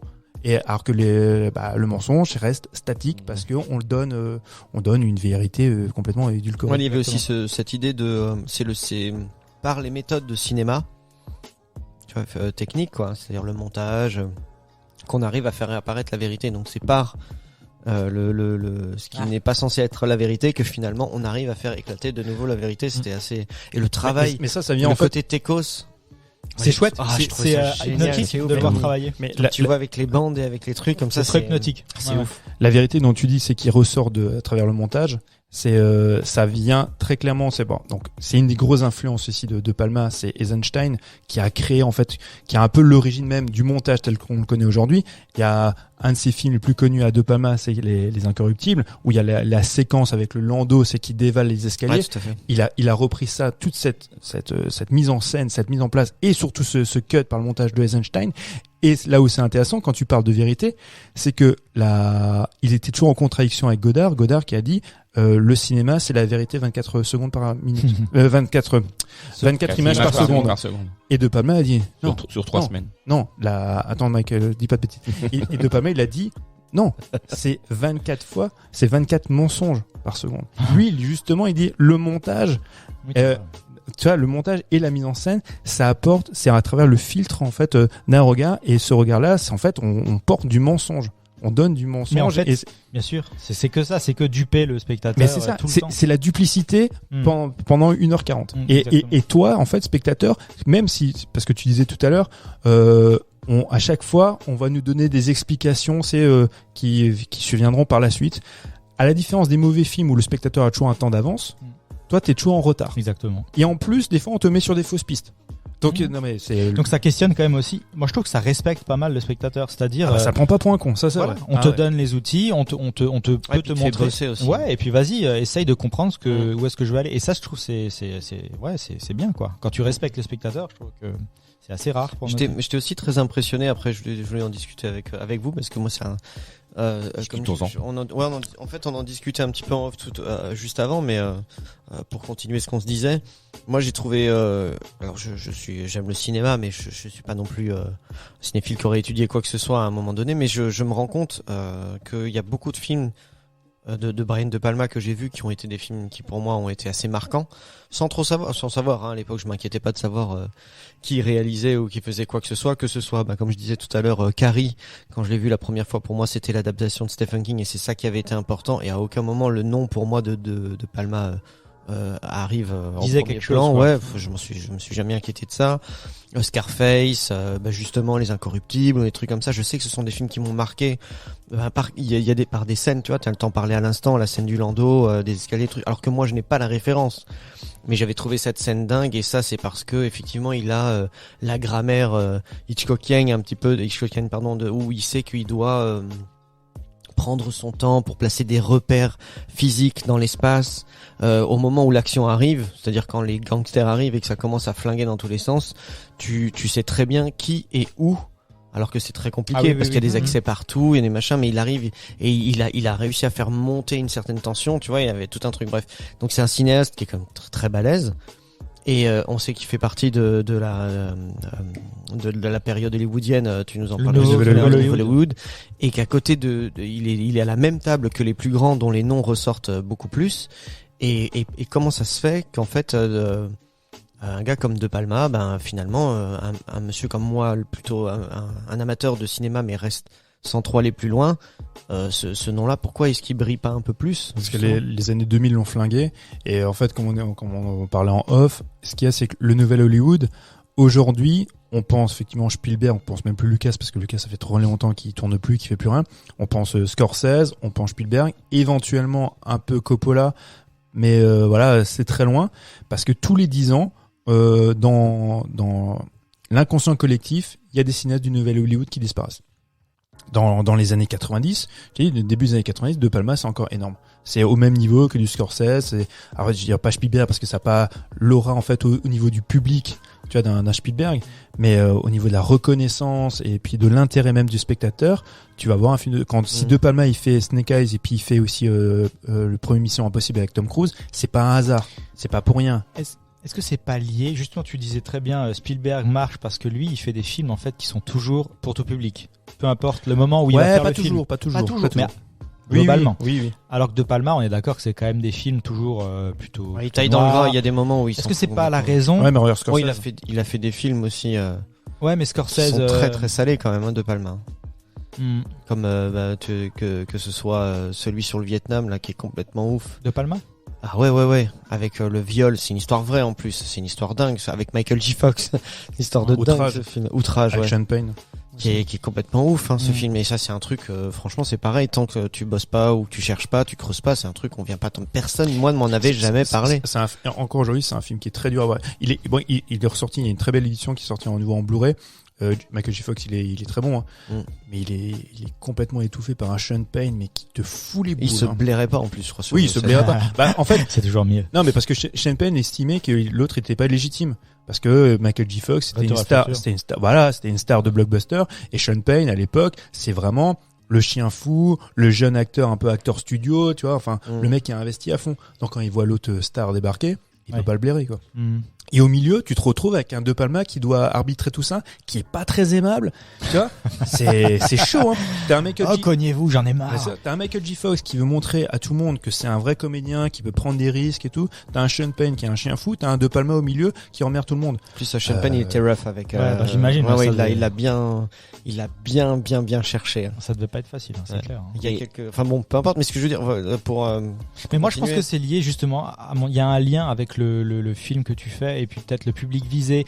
Tu disais Scorsese, mais Scorsese, c'est pas dans les thématiques de Palma, tu vois. C'est des thématiques dures aussi, mais le film est toujours fait en sorte de toucher quand même un public plus large. J'ai l'impression, tu vois, il y a toujours un côté sur des morales qui restent conventionnelles et des trucs un peu. Tu finis pas sur des films où regarde Blowout.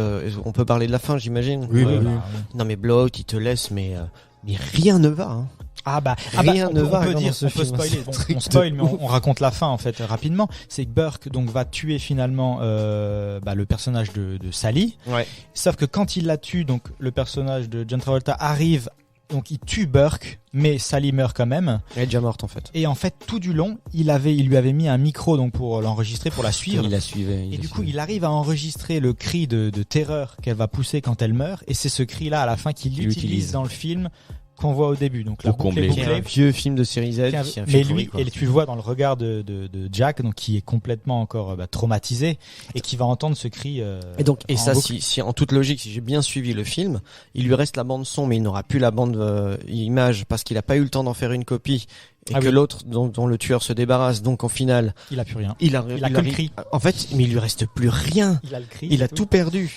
Il a perdu la meuf. Il a perdu la preuve. Et les méchants ont gagné. Les méchants ont gagné. Bon, il a peut-être tué le tueur, mais les commanditaires, on n'en saura jamais qui c'est parce qu'ils ont un peu désavoué leur mec quand ils ont dit non mais non on voulait pas des meurtres. C'est l'assassinat de Kennedy. On ne saura jamais. C'est ouf. Et c'est ça, c'est cette théorie qui est complètement dingue d'un complot ouf qu'on ne trouvera jamais.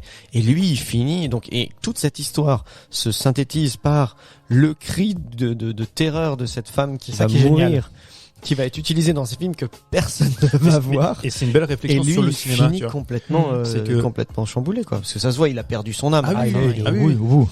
Et en fait, se dire que enfin, c'est ce qu'on appelle, De Palma, il s'inscrit là-dedans dans le cinéma maniériste, c'est que le cinéma travaille sur lui-même, est une réflexion sur lui-même, et en fait, il y a une espèce de, on perpétue à travers les images, et là en l'occurrence à travers le son, tu vois, le cinéma. Le cinéma, en fait, est un art qui se développe dans lui-même, à travers lui-même. Donc, utiliser le son de son cri et le transposer dans un film, ça fait que c'est un cercle, tu vois, c'est que le cinéma est en résonance avec lui-même, converse avec lui-même et se perpétue éternellement. Et c'est la volonté, c'est des cinéastes maniéristes comme De Palma. C'est pour ça que dans ces films, t'as du Psychose, t'as du Vertigo, t'as toutes ces références-là, parce que c'est assez, ouais. Enfin, franchement, je vulgarise La à mort, hein. conversation secrète, Gene Hackman est Voilà. complètement. Mais je vulgarise à donf en disant ça, mais c'est clair. que ils estiment, que les cinéastes maniéristes, que le cinéma vit pour lui-même, à travers lui-même, et en fait que intégrer des éléments, tu vois, d'autres films ou de leurs films. Ouais, vous pouvez faire moins fort, vous là-bas. Non, on a la régie qui discute. C'est pas grave, c'est intéressant. et en fait que chacun en fait apporte sa pierre à l'édifice au grand cinéma, en s'interrogeant sur ce qu'il est et en développant en fait ses propres thématiques et je me suis perdu en les Non, interrogeant. mais moi je trouve que la fin est parfaite. Enfin, pour moi, là, c'est la fin parfaite en fait. Je sais pas vous, mais une c'est fin. la fin parfaite pour quelqu'un qui aime le cinoche et qui aime qu'on Ouais, lui mais une offre fin- un spectacle ouais, ouais, différent et quelque chose, tu vois, qui tranche un peu et qui te raconte une histoire beaucoup plus probable. Bah, une fin de bisous, ça aurait été ultra chiant. en S'il fait. était arrivé, qu'il l'avait sauvé, ils avaient eu l'enregistrement, ils auraient fait éclater le complot, machin, ce que tu veux. Bon, ben voilà, il y aurait eu des arrestations. Et c'est beaucoup moins Bah, poignant. c'est clair. Ce Pour film, moi, ce film n'est-elle pas une déclaration au cinéma? Ce film n'est-elle pas? N'est-il pas une déclaration au cinéma? Ah oui, mais non mais Arrête de relever toutes mes erreurs. non mais Je trébuche, il me pousse. oh, je fais Il m'écrase. Je trébuche, il marche m'écrase. dessus. Le pied sur mon torse. mais tu sais pourquoi je le fais, parce qu'on t'entend pas de toute l'émission. Ah bah oui, mais je peux pas en placer une. Bon, c'est Bah vas-y, alors on t'écoute. Non, mais c'est bon, j'ai plus envie. Voilà, ouais. Oh, arrête. Non, toi, t'as Je aimé, pense que- tu as aimé ou tu as pas aimé, du coup, maintenant, tu m'as J'ai bien aimé. Surtout la fin, j'ai bien aimé. Non, cette fin, ça t'a plu, toi? Ouais. Cette côté réutilisation tragique, machin, ouais, ouais. et cette réutilisation surtout du cri de cette nana dans son Moi, j'ai trouvé- agonie. moi, je me suis pour, trouvé ça. combler le manque dans son c'est film. clairement la meilleure fin. Ouais, Ouais. c'est assez. Et la scène est aussi très belle, c'est quand il va vers elle, donc elle est morte, il la prend dans ses bras, et donc ils les ont mis sur Ah une oui, plateforme où il tourne, et en Et il y a fait, feu d'artifice. et il y a le feu d'artifice Ah ouais. qu'ils ont rajouté. Avec la musique vrai, derrière, c'est vrai. qui est complètement ouf aussi, génial.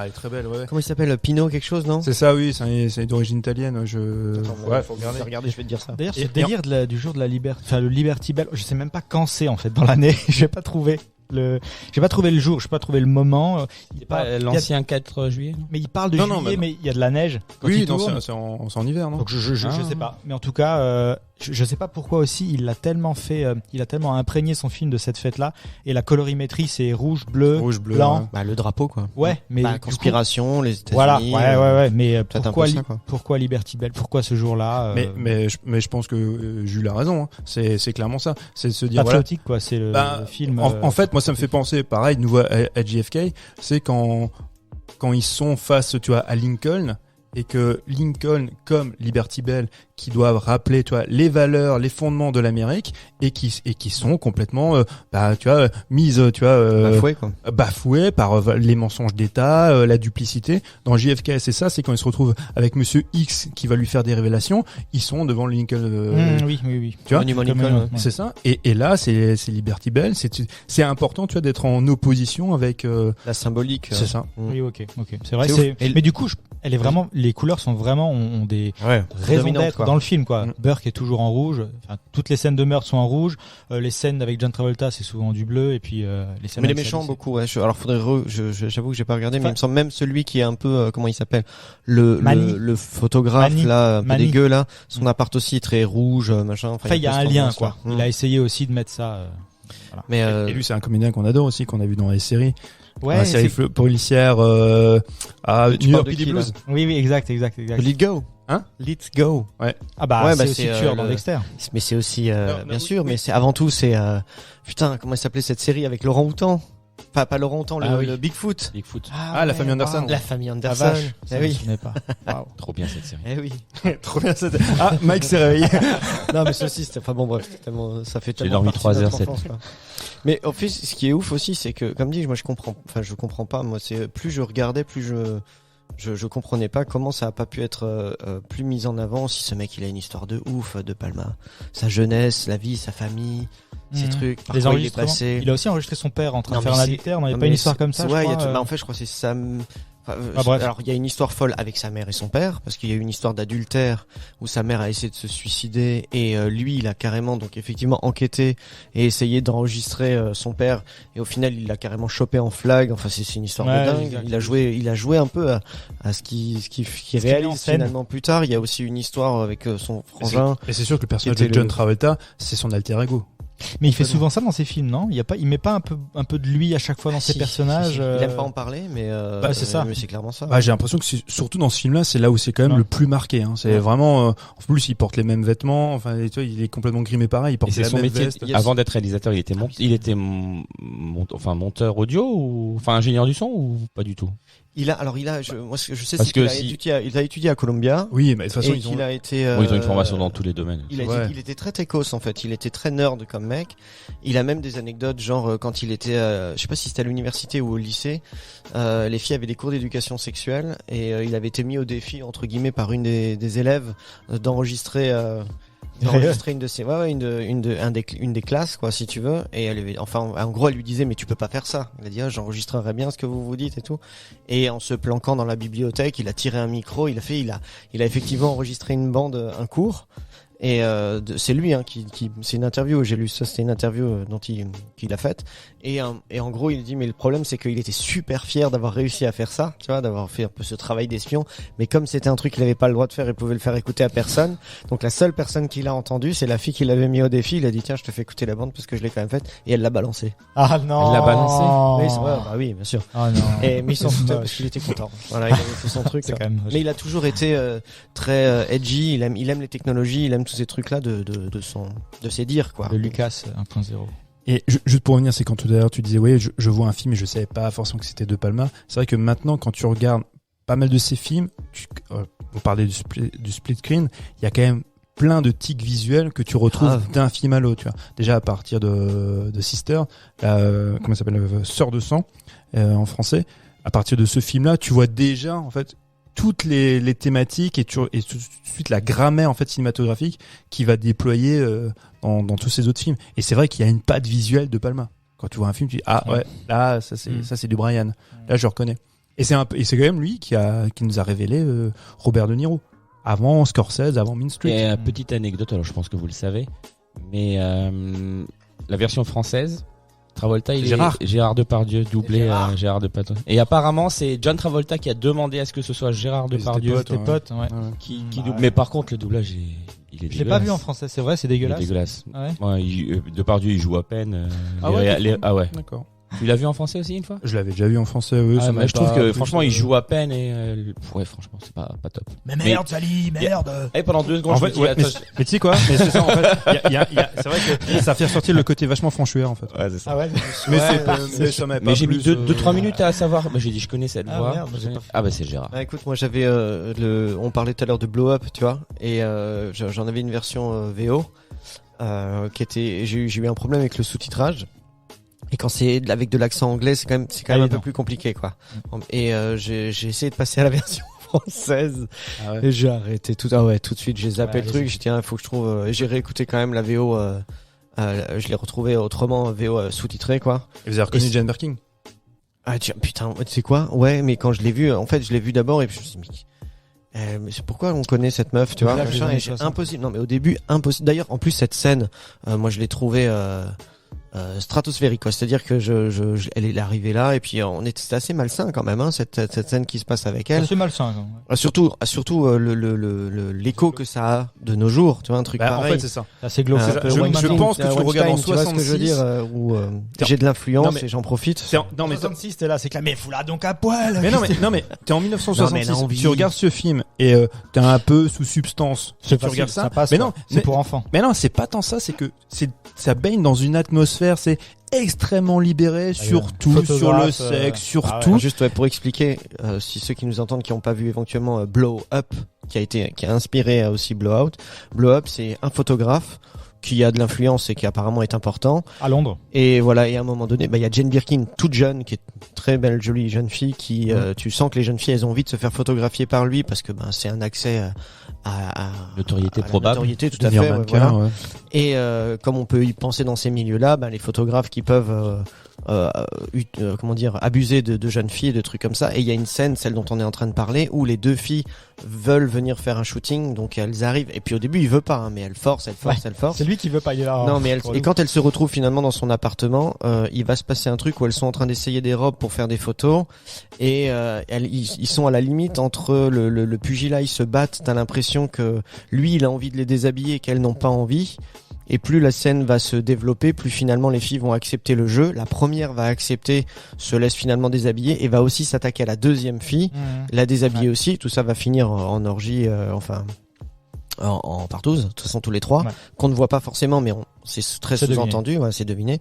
Et voilà, et du coup on dit que cette scène, quand tu la regardes, c'est assez malaisant. Mais c'est parce pas que celle-ci. En fait, pour moi, c'est surtout celle-là en tout cas. oui, surtout celle-ci, bien sûr, qui ressort parce que, mais tout le film, c'est par son atmosphère, et même David Hemmings, donc qui est le personnage principal, il est pas aimable.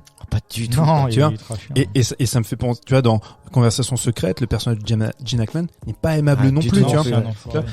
Alors que John Travolta, Un peu à l'ouest d'ailleurs, hein, et complètement à l'ouest en fait. Gene Hackman. Ouais, bon, on en parle. Ouais. Mais alors que John Travolta, pour le coup, t'as envie Il est d'identifier terre à à lui. terre. Il est C'est un très mec terre à terre. super sympa.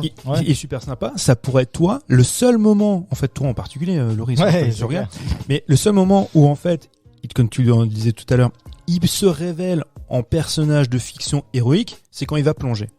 Et quand il plonge, tu te dis, c'est marrant parce que ça te détonne un petit peu avec ce qu'il représente. Parce que c'est là où tu te rappelles, tu dis, ah oui, c'est John Travolta. C'est la tête d'affiche, donc il va sauver la fille. Mais avant, s'il ne sauve pas la fille, tu vois, ou si ça se déroule d'une autre manière, ça reste un monsieur lambda. Alors oui, la physique de John Travolta, parce qu'à l'époque, il était quand même sacrément beau gosse, hein. Il a un charisme quand même assez dingue. Ce menton quoi. Ouais, c'est un menton, Il y a avec un une puits au milieu du menton. avec une quoi. belle fossette, ouais. Ouais. C'est pas encore Kirk Douglas, mais c'est pas mal, ouais. Mais et en fait, c'est la seule séquence, tu vois, où il est héroïsé.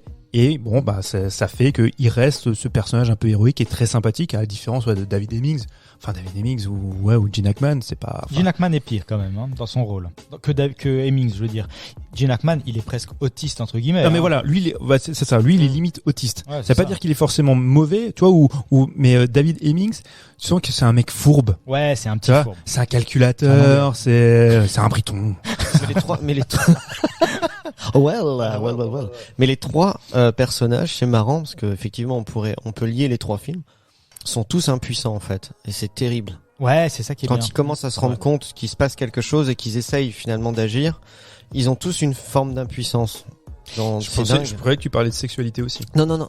Mais parce que Ah, non, mais, oui. con, Ouais, tiens. ouais, Mais parce c'est qu'il y a- pas con. Oui, parce qu'il y a Mais tout clairement. il y a tout Ils ce ne rapport profitent là. jamais. Bah c'est ça. Gene Hackman de toute façon de par voilà, Gene Hackman c'est vous. Bah Il en y a fait même des scènes où il se refuse, hein. Il se refuse à la fille. c'est ça. Ouais. Il se refuse exactement. Gene Hackman se refuse. Tu te dis c'est pas possible Ouais, exact. parce que tu dis mais il ne refuse pas. Ça, Ouais. ça n'arrivera pas deux fois. C'est ça. Et John Travolta, il y a pas de relation. Même s'il voudrait, le film ne le permet pas. Où il Il est y a toujours rattrapé par l'enquête et par le complot. Il est rattrapé par la réalité. Exact. Et David Hemmings, en fait, finalement, sa nana, elle va voir ailleurs. Ouais. Il y a les deux mannequins. Mais je suis même On est pas plus dans le sûr. pugilat qu'autre Il chose. fait une orgie avec elle, avec les deux. Il y a une relation sexuelle. Je crois même pas. on sait Il pas. les met à la porte. Non, Il les met à la porte. Et il dit revenez demain. Non mais elle le rhabille, mais on ne sait pas on finalement. sait pas. Il y a une Ouais. espèce de pugilat C'est ça. comme ça, tu vois, Un peu. un jeu, tu vois, voilà, on Ils joue sont à quand même touche nus pipi, tous les trois à la fin. mais on sait pas trop. Donc en fait, il y a quelque chose, il y a le sexe est contrarié. Il y a une relation contrariée au sexe dans les trois films. Aussi, c'est Et vrai, tout en ouais. conservant, et ça c'est Hitchcockien, c'est le sexe est quelque chose de contrarié et on conserve le voyeurisme. Ah oui, On espionne, on est voyeur, mais on peut pas Et consommer. ça commence par une scène de voyeurisme. toujours. Et jour. ça commence ouais. par une scène de voyeurisme. Très clairement. Mais ouais, non, mais on est sous influence Hitchcockienne. Pour De Palma sur influence De Antonioni. toute façon, il s'en est Coppola. clairement jamais, enfin même plus que ça, il le. C'est il- revendiqué. bah, bien sûr. Après, Ah il y a des gens qui lui ont tapé dessus en disant que c'était du vulgaire plagiat et qu'il pompait juste à droite à gauche. Après, les mecs qui te disent un peu à la Tarantino que c'est une sorte de comment dire. Effectivement, tu vas quand même, comme tu dis, le cinéma se nourrit de C'est lui-même. inconscient, tu veux dire. Ouais, c'est une sorte. Non, mais c'est pas que c'est inconscient parce que c'est conscient, mais c'est pas du pompage parce que t'as pas d'idée. C'est qu'en fait, comment dire, C'est c'est dommage. comme si c'était. Non, mais la langue, elle a été inventée. Oui. Le cinéma. C'est ancré dans la langue, dans le langage cinématographique. Un jour, il y a un gars, il va venir avec des prises de Mm. vue, il va venir Ah avec, tu vois, peu importe, un nouveau matériel, tu vois, peu importe ce que ça peut être, mais la grammaire du cinéma s'écrit au fur et à mesure. Et tu réutilises. Et au final, toi, qu'est-ce que tu fais? C'est que tu refais des phrases avec cette grammaire. Alors, de temps en temps, tu vas la modifier, tu vas faire ça un peu différemment. Et puis, jusqu'à finalement faire ton propre style. Tu vois, comme un Tarantino. Quand tu vois un film maintenant, Tarantino, il est tellement imbibé d'expériences cinématographiques. Et quand tu vois un film de Tarantino, ça reste du Tarantino. Tu vois, tu vas dire, alors, à moins que tu aies vraiment la connaissance cinéphile nécessaire et tu vas dire mais ça c'est tel film, ça c'est telle influence, ça c'est tel réalisateur, ça c'est tel machin, et au final nous on est arrivé à une génération, il a fait de tout ça son propre style. Et De Palma c'était aussi déjà il pompait forcément sur ce qui s'est fait avant, mais il est arrivé à un moment donné. Tarantino, il y a le côté patchwork très hétéroclite, Ouais, c'est ça. je trouve que chez De Palma, il y a quand même une ligne directrice. Tu vois, il y a 2-3 influences qui transpirent tout le long, tu vois, de sa filmographie. Effectivement, bah voilà, si t'es un peu éduqué à ça, tu la vois tout de suite. Tarantino, il y a un côté tellement patchwork que tu te dis bon, il doit y avoir une influence, mais je la connais pas. J'arrive pas à la saisir. Tu cibles pas tout de suite comme ça. Je la vois pas. Alors que on va arrêter, mec, on va passer à autre chose. Mais parce que depuis tout à l'heure, il me fait des signes. Bon, il y a l'heure qui tourne. Bah oui. Mais tu vois pas que c'était intéressant. Si t'avais participé, tu te serais rendu mais compte que c'était intéressant. non, mais j'ai participé au niveau. J'ai écouté, j'apprends des choses. Moi, je suis là pour apprendre. Je suis pas là pour faire, voilà. Pour me dire que l'heure tourne. Ouais, c'est ça. En tout cas, si Moi, je je peux, surveille si la je peux- montre, si moi je le peux maître donner du temps. un dernier mot moi pour mon aventure de Palma et cette émission là, c'est franchement je me rends compte qu'il a fait beaucoup de choses avant qui sont pas spécialement connues et qui ont l'air d'être des films très intéressants. Justement quand on va parler justement de Sisters, de Pulsion, tu vois, aller chercher à fouiller un petit peu dans ces trucs qu'il a fait parce qu'il y a des trucs fous apparemment quand même, ou alors justement les films comme le film sur le Vietnam, à chaque fois le Outrage. titre m'échappe, Outrage. Voilà, c'est des trucs qui sont très forts. Tu vois, des gros moi, trucs si de cinéma j'ai et ça quelques mérite conseils. d'être surveillé. Quoi. Regardez Obsession. Donc c'est une revisitation, on va dire, de Vertigo. C'est très beau. En plus, ça se passe à Florence, donc cadre magnifique. Body Double, ça c'est aussi à voir. En Oui, fait, bah, les francs, Body Double, regardez-le. Pareil, on est aussi évidemment chez Hitchcock, Fenêtre sur cour, mais ça, vous allez voir, il y a des résonances aussi avec Blowout. Ça se passe aussi d'abord au milieu du cinéma un peu Z et compagnie. C'est vraiment hyper intéressant. Et ouais, et puis il faut voir Sœur de sang. Sœur de sang, c'est vraiment génial. Et puis Phantom of the Paradise. Ah ouais, ça c'est Oui, c'est vrai formidable. aussi. Ça faut, oui. Très bon film. Comment dire, le proto de Dark Vador. Ouais, c'est ça, ouais, ou du fantôme de l'opéra. C'est une Là, vraie il a- lecture il me du fantôme de semble l'opéra. qu'il a- Il a Ah, pas ouais. eu ces mots pour Lucas en lui disant enculé, tu m'as niqué mon. tu m'as volé mon perso parce que tu m'as pompé volé le mon truc méchant. en fait. Ah, non, mais il faut quand même se dire que quand les mecs ils commencent, tu vois, donc dans les années 70, on se retrouve quand même, bon, il y a un mentor, c'est Coppola, et puis t'as De Palma, t'as Scorsese, Spielberg, Lucas, John Milius, ils bossent tous ensemble, parce que on se rappelle, on pense toujours, c'est Apocalypse Now, c'est George Lucas qui aurait dû le réaliser, toujours sur un scénario de Milius, produit, tu vois, parce que Coppola voulait juste le produire. Finalement, bah Lucas, il va faire Star Wars, mais ces mecs travaillent tous ensemble, se passent les Ouais, il y a de copies, l'émulsion enfin, forcément quoi. Ah ben, Non, non, c'est juste, oui. émulation. Émulation, pardon. Oui, Et, pas d'émulsion parce que sinon ça fait des bateaux. Mais non, mais tu te rends compte, Tu vois, t'as trébuché, t'as pas marché dessus là. C'est un peu un pied, mais il a il a mis raison, il a mis le raison. pied dessus. Non, mais- je me suis corrigé moi-même.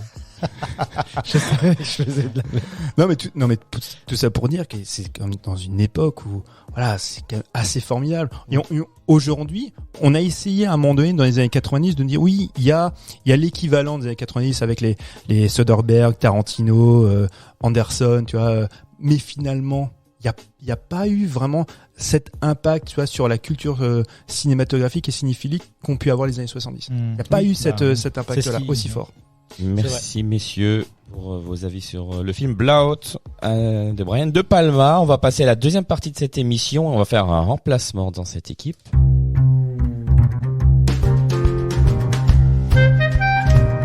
On va accueillir Thomas à la place de Loris. Merci Loris Mais de rien. pour ta Je participation. reviendrai. Voilà. Mais tu fais pas un talent nord massif? Si, tout à fait. Il aurait mieux fait de Alors, rester, et puis après on aurait, mais c'est comme tu veux, c'est toi qui décides, mec. Parce qu'il serait resté, on aurait fait Oui. un talent nord massif et on aurait enchaîné. Mais d'accord, moi je pensais qu'il y avait un ordre. Oh non, mais tu. Il n'y a pas d'ordre alors que tu peux rester. Alors, L'ordre est extensible. Comme c'est quoi la suite? Je sais plus. L'univers. ouais, c'est ça.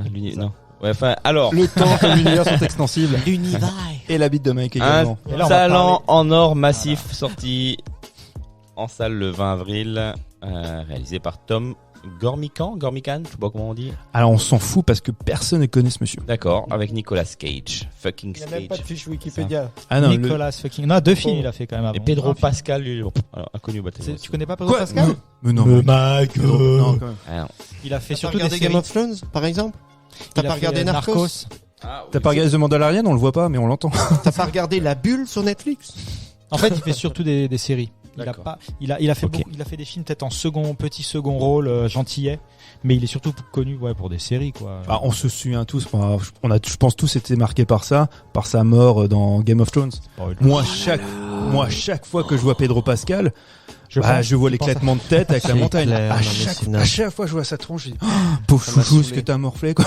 Puis il m'a hypé, mais tellement fort. Surtout que tu t'attaches au il dosait personnage le mec. directement. T'adores oui. le Non, mais personnage. surtout que dès que tu comprends pourquoi il est là et qu'il commence à balancer toute sa rage et Ah qu'il est en ouais. train... C'est le procès.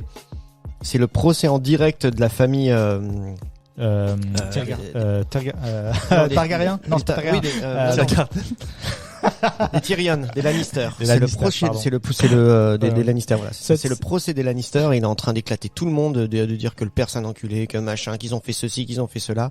Il est en train de massacrer le bonhomme. Il est à 2 doigts de finir. Il a doivent réussir. C'est le meilleur moment de la série. Trop Et d'égo. ça fait- Vous savez quoi, les gars, vous avez raison, on va plutôt parler de Game of Thrones. Parce qu'un talent nord massif, non, je crois que vous avez bien aimé, vous, hein. Alors, un temps en massif, moi j'ai aimé globalement. Ok. Alors, mais c'est plus compliqué que ça. Dis-nous en plus. Parce qu'en fait, j'ai trouvé le film ultra lisse, ultra plat. Ah, c'est Timoré, hein. Oui, ben voilà, ça ne raconte Pas de folie, hein. ça raconte rien. T'es pas complètement happé par l'histoire parce que bon, l'histoire, on s'en fout finalement un petit peu. Mais à chaque fois que Nicolas Cage a une scène, à chaque fois qu'il fait un truc, je souris comme un nigo, quoi. À chaque fois qu'il fait quelque chose, parce que finalement, ce film, c'est aussi un peu montré bon, la palette qu'il a en termes d'acting. Mais ça, j'ai envie de dire, bon, on le savait. On sait que c'est un super acteur. Donc déjà, tu te dis, bon, le film, à quoi bon qu'est-ce que tu veux nous montrer dans le film? Mais rien que le fait de le voir jouer des scènes où d'un coup il devient sérieux, d'un coup il rigole, d'un coup il fait le pitre, d'un autre coup où Putain, ce il coup, il y a son alter ego, son alter ego qui de arrive. l'époque Ghost Rider qui arrive. Exactement. Donc en fait, moi, je me suis vraiment juste satisfait de ces scènes-là et de ces moments-là pour un film qui finalement est assez creux et voilà. Mais c'est pour ça que je l'ai aimé, quoi. Et je pense que c'est une ode à c'est ce un qu'a été hommage. Nicolas Cage. je Ouais, pense. alors c'est méta, c'est ultra méta forcément. Forcément. Mais je me suis quand même posé la question de dire bon, pourquoi t'as fait ce film-là? Est-ce que c'est pour Nicolas Cage pour le remettre en avant? Est-ce que c'est juste lui qui s'est fait un délire d'acting comme ça? Pourquoi? Je sais pas. Mais en tout cas, moi j'ai bien aimé le voir et ça montre à quel point c'est un super acteur. Et je comprends pas pourquoi il arrive pas à surnager et à être sélectionné pour faire des plus grands films. Et c'est compliqué, hein, la machine hollywoodienne, j'imagine. Hein. Mhm. Mais quand tu vois ses prestations, moi j'adore. Donc je me dis, c'est le moment de Tarantino. Tarantino, c'est le moment d'engager Nicolas Cage pour ton prochain film, hein, j'ai envie de dire. Je pense que ça suffira même pas, en fait. Et maintenant, il est tellement marqué, c'est par toutes ces séries B, séries Z qui tournent, tu vois, qui l'enchaînent Bulgarie. pour Mais payer le- ses dettes. Le plus, c'est que, Et- enfin, je sais pas, mais les gens, vous les regardez ces films? Non. Mais voilà, mais moi, Moi, je j'ai les vu, regarde même plus. Joe, Le dernier que j'ai vu, Mandy. c'est ça, c'est Joe. Ah, ça remonte, Mandy, ouais. mais Joe, Mandy, ça il remonte. est génial. Pig, il est Pig, super. ouais. Pig, super. Mais c'est ça, c'est qu'en Non, mais- plus, il est pas mauvais dans ses films. Non, mais- Et ses non, films sont très bien. Ouais, mais tu vois, là, on a cité 3 films. Alors, autant Joe, c'est quand même un sacré paquet d'années. Mandy et Pig, ça, voilà, Mandy, c'était il y a 2 ans, 3 ans. Pig, Mhm. c'était l'an Ouais, dernier, ouais. un truc comme ça. Mais pour ces 2 films, sur la dernière décennie, Il y en a eu 10 autres pourris, quoi. mais 10 autres par an, 10 autres par an qui sortent en VOD. Tu vois. Voilà. Et c'est une catastrophe. Après, bon, on connaît les raisons, voilà, parce que le mec il est endetté au possible et c'est pour ça qu'il tourne tous ces films-là. Mais il a perdu de son aura. C'est plus une star. C'est pas le mec que tu vas mettre en tête d'affiche. Tu vois, déjà actuellement, on en a déjà parlé plusieurs fois. Il y a plus véritablement de tête d'affiche. Tu vois, à part un The Rock, une tête, comme on disait la fois précédente. Iron Man, c'est une tête d'affiche. Spider-Man, c'est une tête d'affiche. Tom Holland ou comment il s'appelle ou peu importe les gars là, ces comédiens ce ne sont pas des têtes d'affiche parce que les gens ne se déplacent pas pour eux, ils se déplacent pour des marques. Et Nicolas Cage, ben les mecs vont pas y aller. De toute façon le film il marche pas, tu vois. Mais non, c'était sûr en même temps. Tu Mais vois le plot, tu vois le truc, bien sûr que ça va marcher. T'es content parce qu'effectivement il y a un film de Nicolas Cage qui passe en salle. C'est pas tous les jours, il y avait Pig, mais quand même dans une exploitation extrêmement limitée. Donc tu vas voir ça, tu dis bon bah ça peut être sympa, le côté méta. Moi les 10 premières minutes, je me dis ouais effectivement il y a un côté cool, tu vois. Il est c'est effectivement dans la référence, mais aussi c'est dans l'introspection. Puis on parle un petit peu de lui à Hollywood, comme il est représenté, comme il est vu. Ça peut être intéressant quand il veut passer absolument une audition. On fait ouais, je fais un essai. Il fait l'essai, tu vois. Alors que le mec en direct, alors que le mec voulait pas l'entendre.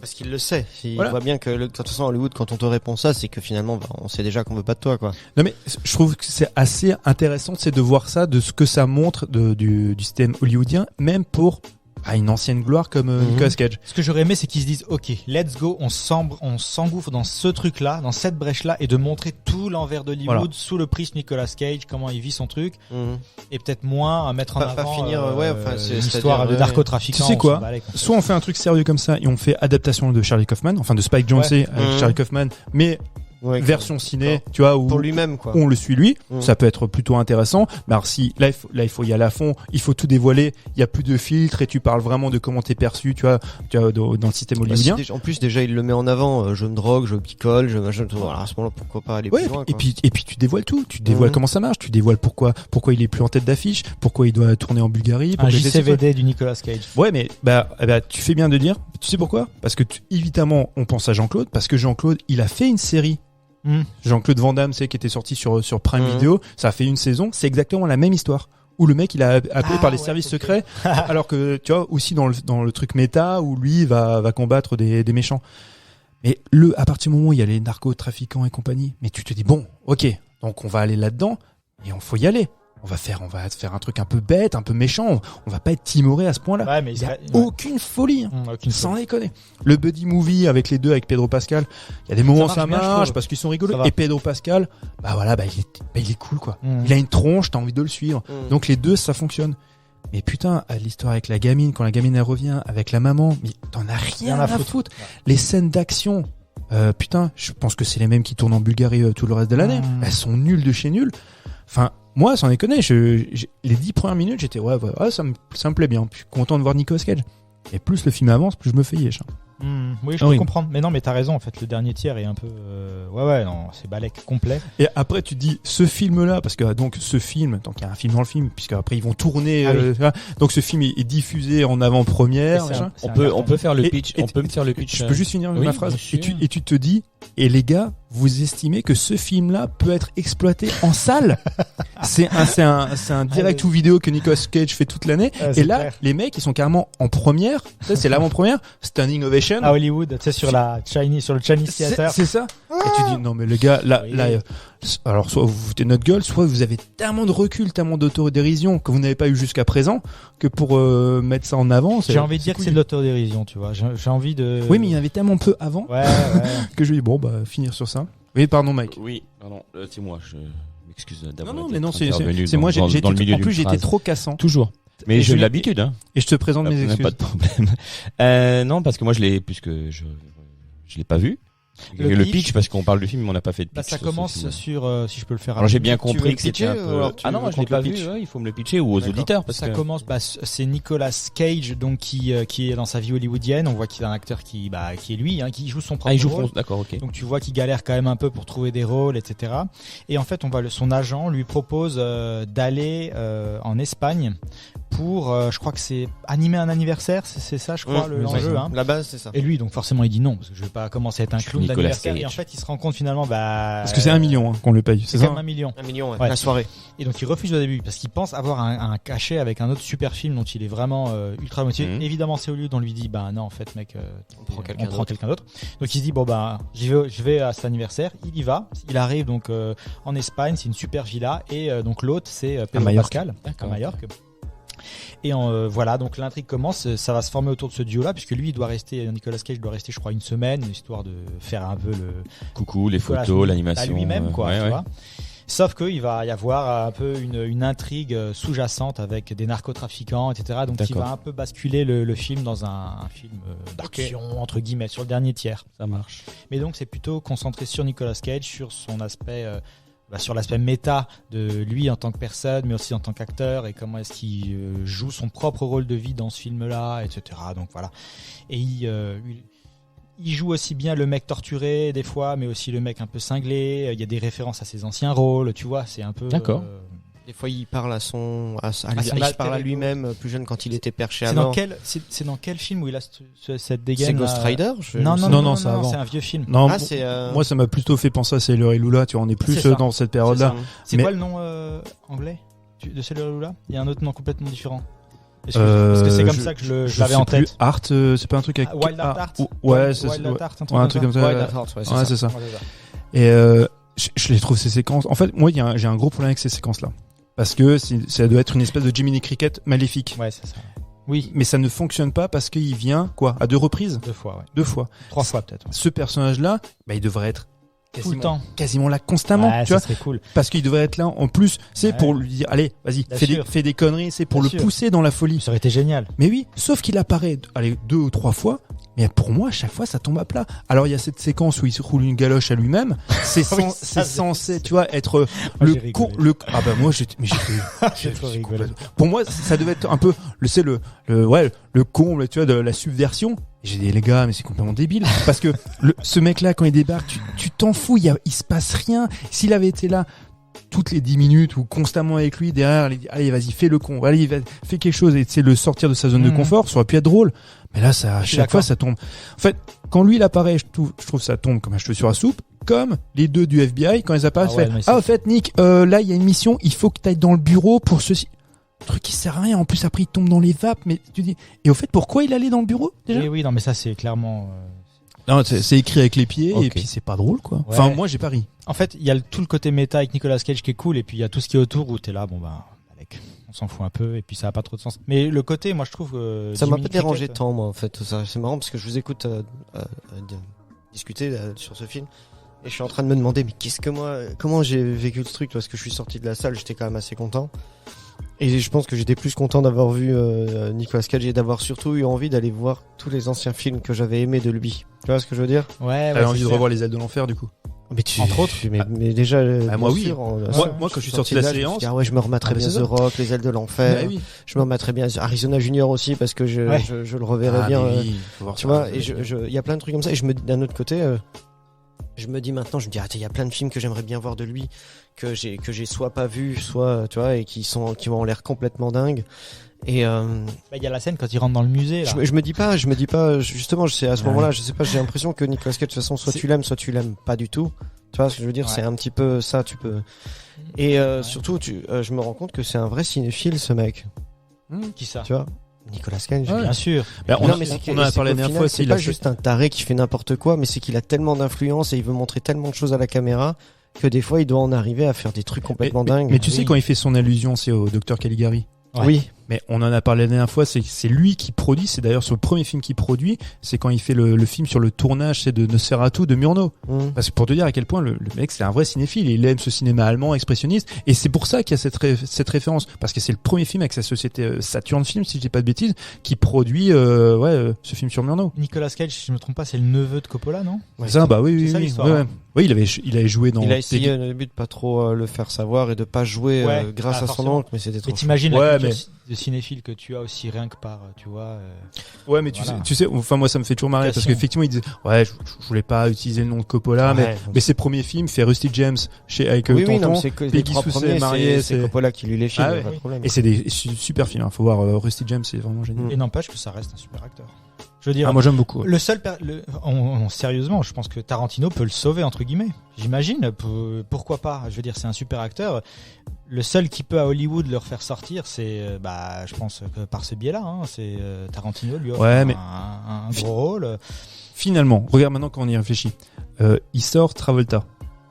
Qu'est-ce qui s'est passé après? C'est clair. Alors, il fait Broken Arrow, il fait quelques gros films, tu vois, gros spectacles. Et après, c'est fini. Il ressort, tu vois, Pam Grier pour Jackie Brown. Moi, j'adore Pam Grier, c'est pas la question. Ça, Mais on parle Tiens. peut-être pas de carrière, mais juste alors de dire, lui donner genre son moment, son remoment, son Oui, grand voilà. final, tu vois, Oui. pour l'acteur qu'il est, tu peux Ouais, je vois le ce que faire tu veux sortir dire. une dernière fois, Mm. pas avec un film méta, mais avec un vrai film où il peut un peu, tu vois, épancher son talent parce qu'il l'a, quoi, clairement. Ouais. Après, c'est sûr que ce serait sympa que ce soit un Tarantino parce que ce serait beaucoup plus médiatisé, ce serait beaucoup plus mis en C'est avant. clair. Et c'est une sorte de crédibilité. Si c'est lui qui te prend, tu te dis, ben voilà, vous voyez, si lui il le prend, c'est qu'effectivement, on pourra pas, c'est indéniable, c'est un grand acteur et qu'on peut l'utiliser, tu vois. C'est clair. Mais Faudrait poser la question à Tarantino, qu'est-ce qu'il pense de mais c'est Ah, c'est de la merde. mais je suis pas Non, sûr. bah, tu vois, moi, parce je pense qu'en- qu'il kiffe. Ah oui, c'est À clair. mon avis, il kiffe. Ah, bien Mais sûr. c'est comme dit, c'est même si effectivement il est baigné de ces dernières années enfin il est baigné, il est associé à tous ces films pourris qu'il fait qui sont pas bons. Comme et Bruce encore- Willis l'était là. Voilà, mais même encore une fois, c'est ça qui est dommage. Moi, quand j'ai vu ce film-là, effectivement, je pense que j'en suis arrivé à un point où c'est pas tant le film en soi qui me fait quelque chose ou pas, mais c'est tout ce qu'il véhicule et tout ce qu'il représente en fait, tu vois. Et c'est si bien l'action hero que j'ai connu, que j'ai rencontré, et la voix française aussi, parce que je me rends compte que finalement, je l'aime plus avec sa voix française qu'avec sa VO. Bizarrement, Ah, tu oui. vois. Pour moi, la voix, c'est sa voix française. Je l'avais noté, c'est Dominique Collignon, Morin, qui fait cette fameuse voix. Bon, il a changé de temps en temps, mais ça reste celle-là. Et franchement, c'est. Alors d'accord, on va pas aller le voir au cinéma. Je pense pas que les gens. Moi, j'y suis allé aussi parce que c'était un peu dans le cadre du truc qu'on voulait le faire. Je sais pas si je me serais déplacé au cinéma pour aller voir un talent d'art massif, mais je l'aurais regardé avec plaisir. Au même titre que quand on m'a proposé que ce soit Pig, qui si c'est pas lui derrière, ça m'intéresserait peut-être pas forcément. Mandy, c'est pareil. Hein, c'est un film. Le fait d'avoir Nicolas Cage dedans, c'est un truc complètement dingue et j'adore le voir dans ce registre-là. Et je me dis putain, mais il est capable de faire des trucs de ouf. Et il se livre complètement devant la caméra. Il est en roue libre et quand le mec là, tu le laisses faire, ou enfin tu le diriges et que tu te permets de l'utiliser, il fait des trucs complètement dingues, quoi. Messieurs, on va passer à la deuxième actualité. On fera une émission Nicolas Cage en 1h30 de Nicolas Cage. C'est comme Jean-Claude Van Damme. Mais tu je vois ce que sais, veux dire. je sais. Il y a une sorte Tu es on a- intarissable. Je sais pas les autres, mais on a une sorte c'est une sorte d'amour, d'attachement, je sais pas comment dire, ou voilà. Mais Ouais. Comment on appelle ça une affection profonde pour Nicolas Cage. j'ai carrément de l'affection, je pense, ouais, pour tout ce qu'il a été. Ok, on va parler maintenant du film Le Secret de la Cité perdue, donc sorti mercredi dernier, ouais. Une comédie avec Sandra Bullock, Channing Tatum, Daniel Radcliffe et Brad Pitt. Au moment où on enregistre, du coup. Il est sorti le 20. Oui, le 20, oui. Le 20, oui, il y a pas très longtemps. Bonjour Thomas. Bonjour Thomas. Salut Thomas. Salut. Alors, qui commence? Thomas, comme tu viens d'arriver, tu commences? Ça pitch. Ok, bon, ça va aller vite fait, c'est de la merde. Quel pitch.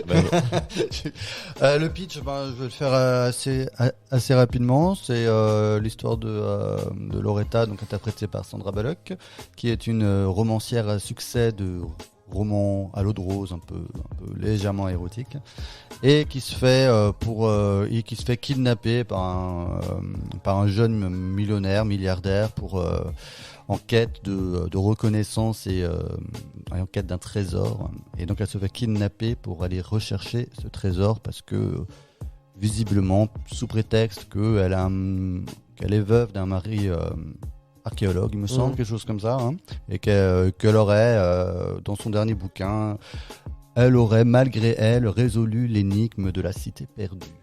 Et donc elle part à l'aventure avec Channing Tatum. Ok. Et bah, tu sais quoi, moi, quand tu me donnes ce pitch-là, moi j'y vais. C'est Et pour c'est- ça qu'on y a été. Mais c'est pas une vanne. Moi, j'ai ce pitch-là. Il y a Sandra Bullock. Je me dis qu'il y a toujours un gros potentiel comique. franchement, je vois le cas, je me dis, ça peut être assez fun. On est, voilà, sur les films qu'avait fait Zemeckis, tu vois, toutes ces comédies d'aventure. Et moi, franchement, j'y vais très content. Et j'en ressors pas bien. Hein. J'en sors pas bien. C'était très mauvais. Hein. Quand tu penses les mecs, ils étaient quand même 4 scénaristes. Tu te dis, mais les gars, mais vous avez écrit quoi? Enfin, franchement, c'est un rébut ou, enfin, c'est pas possible. Tu te dis, il y a 4 bonhommes, sans compter derrière, c'est les Spin Doctors et compagnie. Parce que ça, c'est des scénars qui ont plusieurs réécritures. Est-ce que c'est pas ça le problème, justement? Bah, si, c'est ça le problème. Voilà, c'est le problème. Si t'as 12 mains qui sont en train de bosser sur le même truc, à bout d'un moment, ça te file un peu du patchwork. Non, mais surtout que t'as 12 mains, et en plus, ils ont clairement pompé les films des années 80. Je pense notamment à celui avec Douglas et Kathleen Turner. Le truc du diamant vert. Ouais, pour celui du diamant vert. C'est carrément la même histoire. Bah, alors, mais la différence, c'est que c'est là où je pense qu'ils ont pas compris le truc, c'est que l'importance de ces films-là, comme on peut le voir, Poursuite Diamant Vert, c'est aussi une espèce d'ersatz d'Harrison Ford et Indiana Jones. On est aussi là-dedans, mais ce qui est important, c'est la confrontation des oppositions. Tu vois, Kathleen Turner, voilà, c'est aussi, dans mon souvenir, elle est aussi écrivain ou quelque chose comme ça, et Michael Douglas, c'est l'aventurier. Donc les deux ne peuvent pas cohabiter ensemble, ou doivent malgré eux cohabiter ensemble, alors qu'ils sont très différents. Oui, c'est la tête et les muscles. Voilà. Ça là, on se retrouve avec un Channing Tatum qui au final, le pauvre, c'est comme si moi on m'emmenait dans la jungle, je serais perdu et je serais flippette. Et t'as Sandra Bullock qui, même avec toute la gouaille qu'elle peut avoir, elle est pas beaucoup mieux.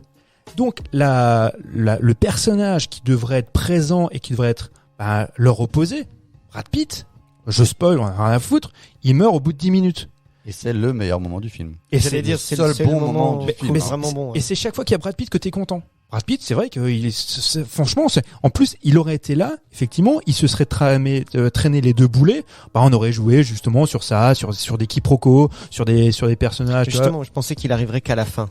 Quand j'avais vu les images, je me suis dit, ok, ils vont le faire arriver à la fin, ils vont faire ça à la fin.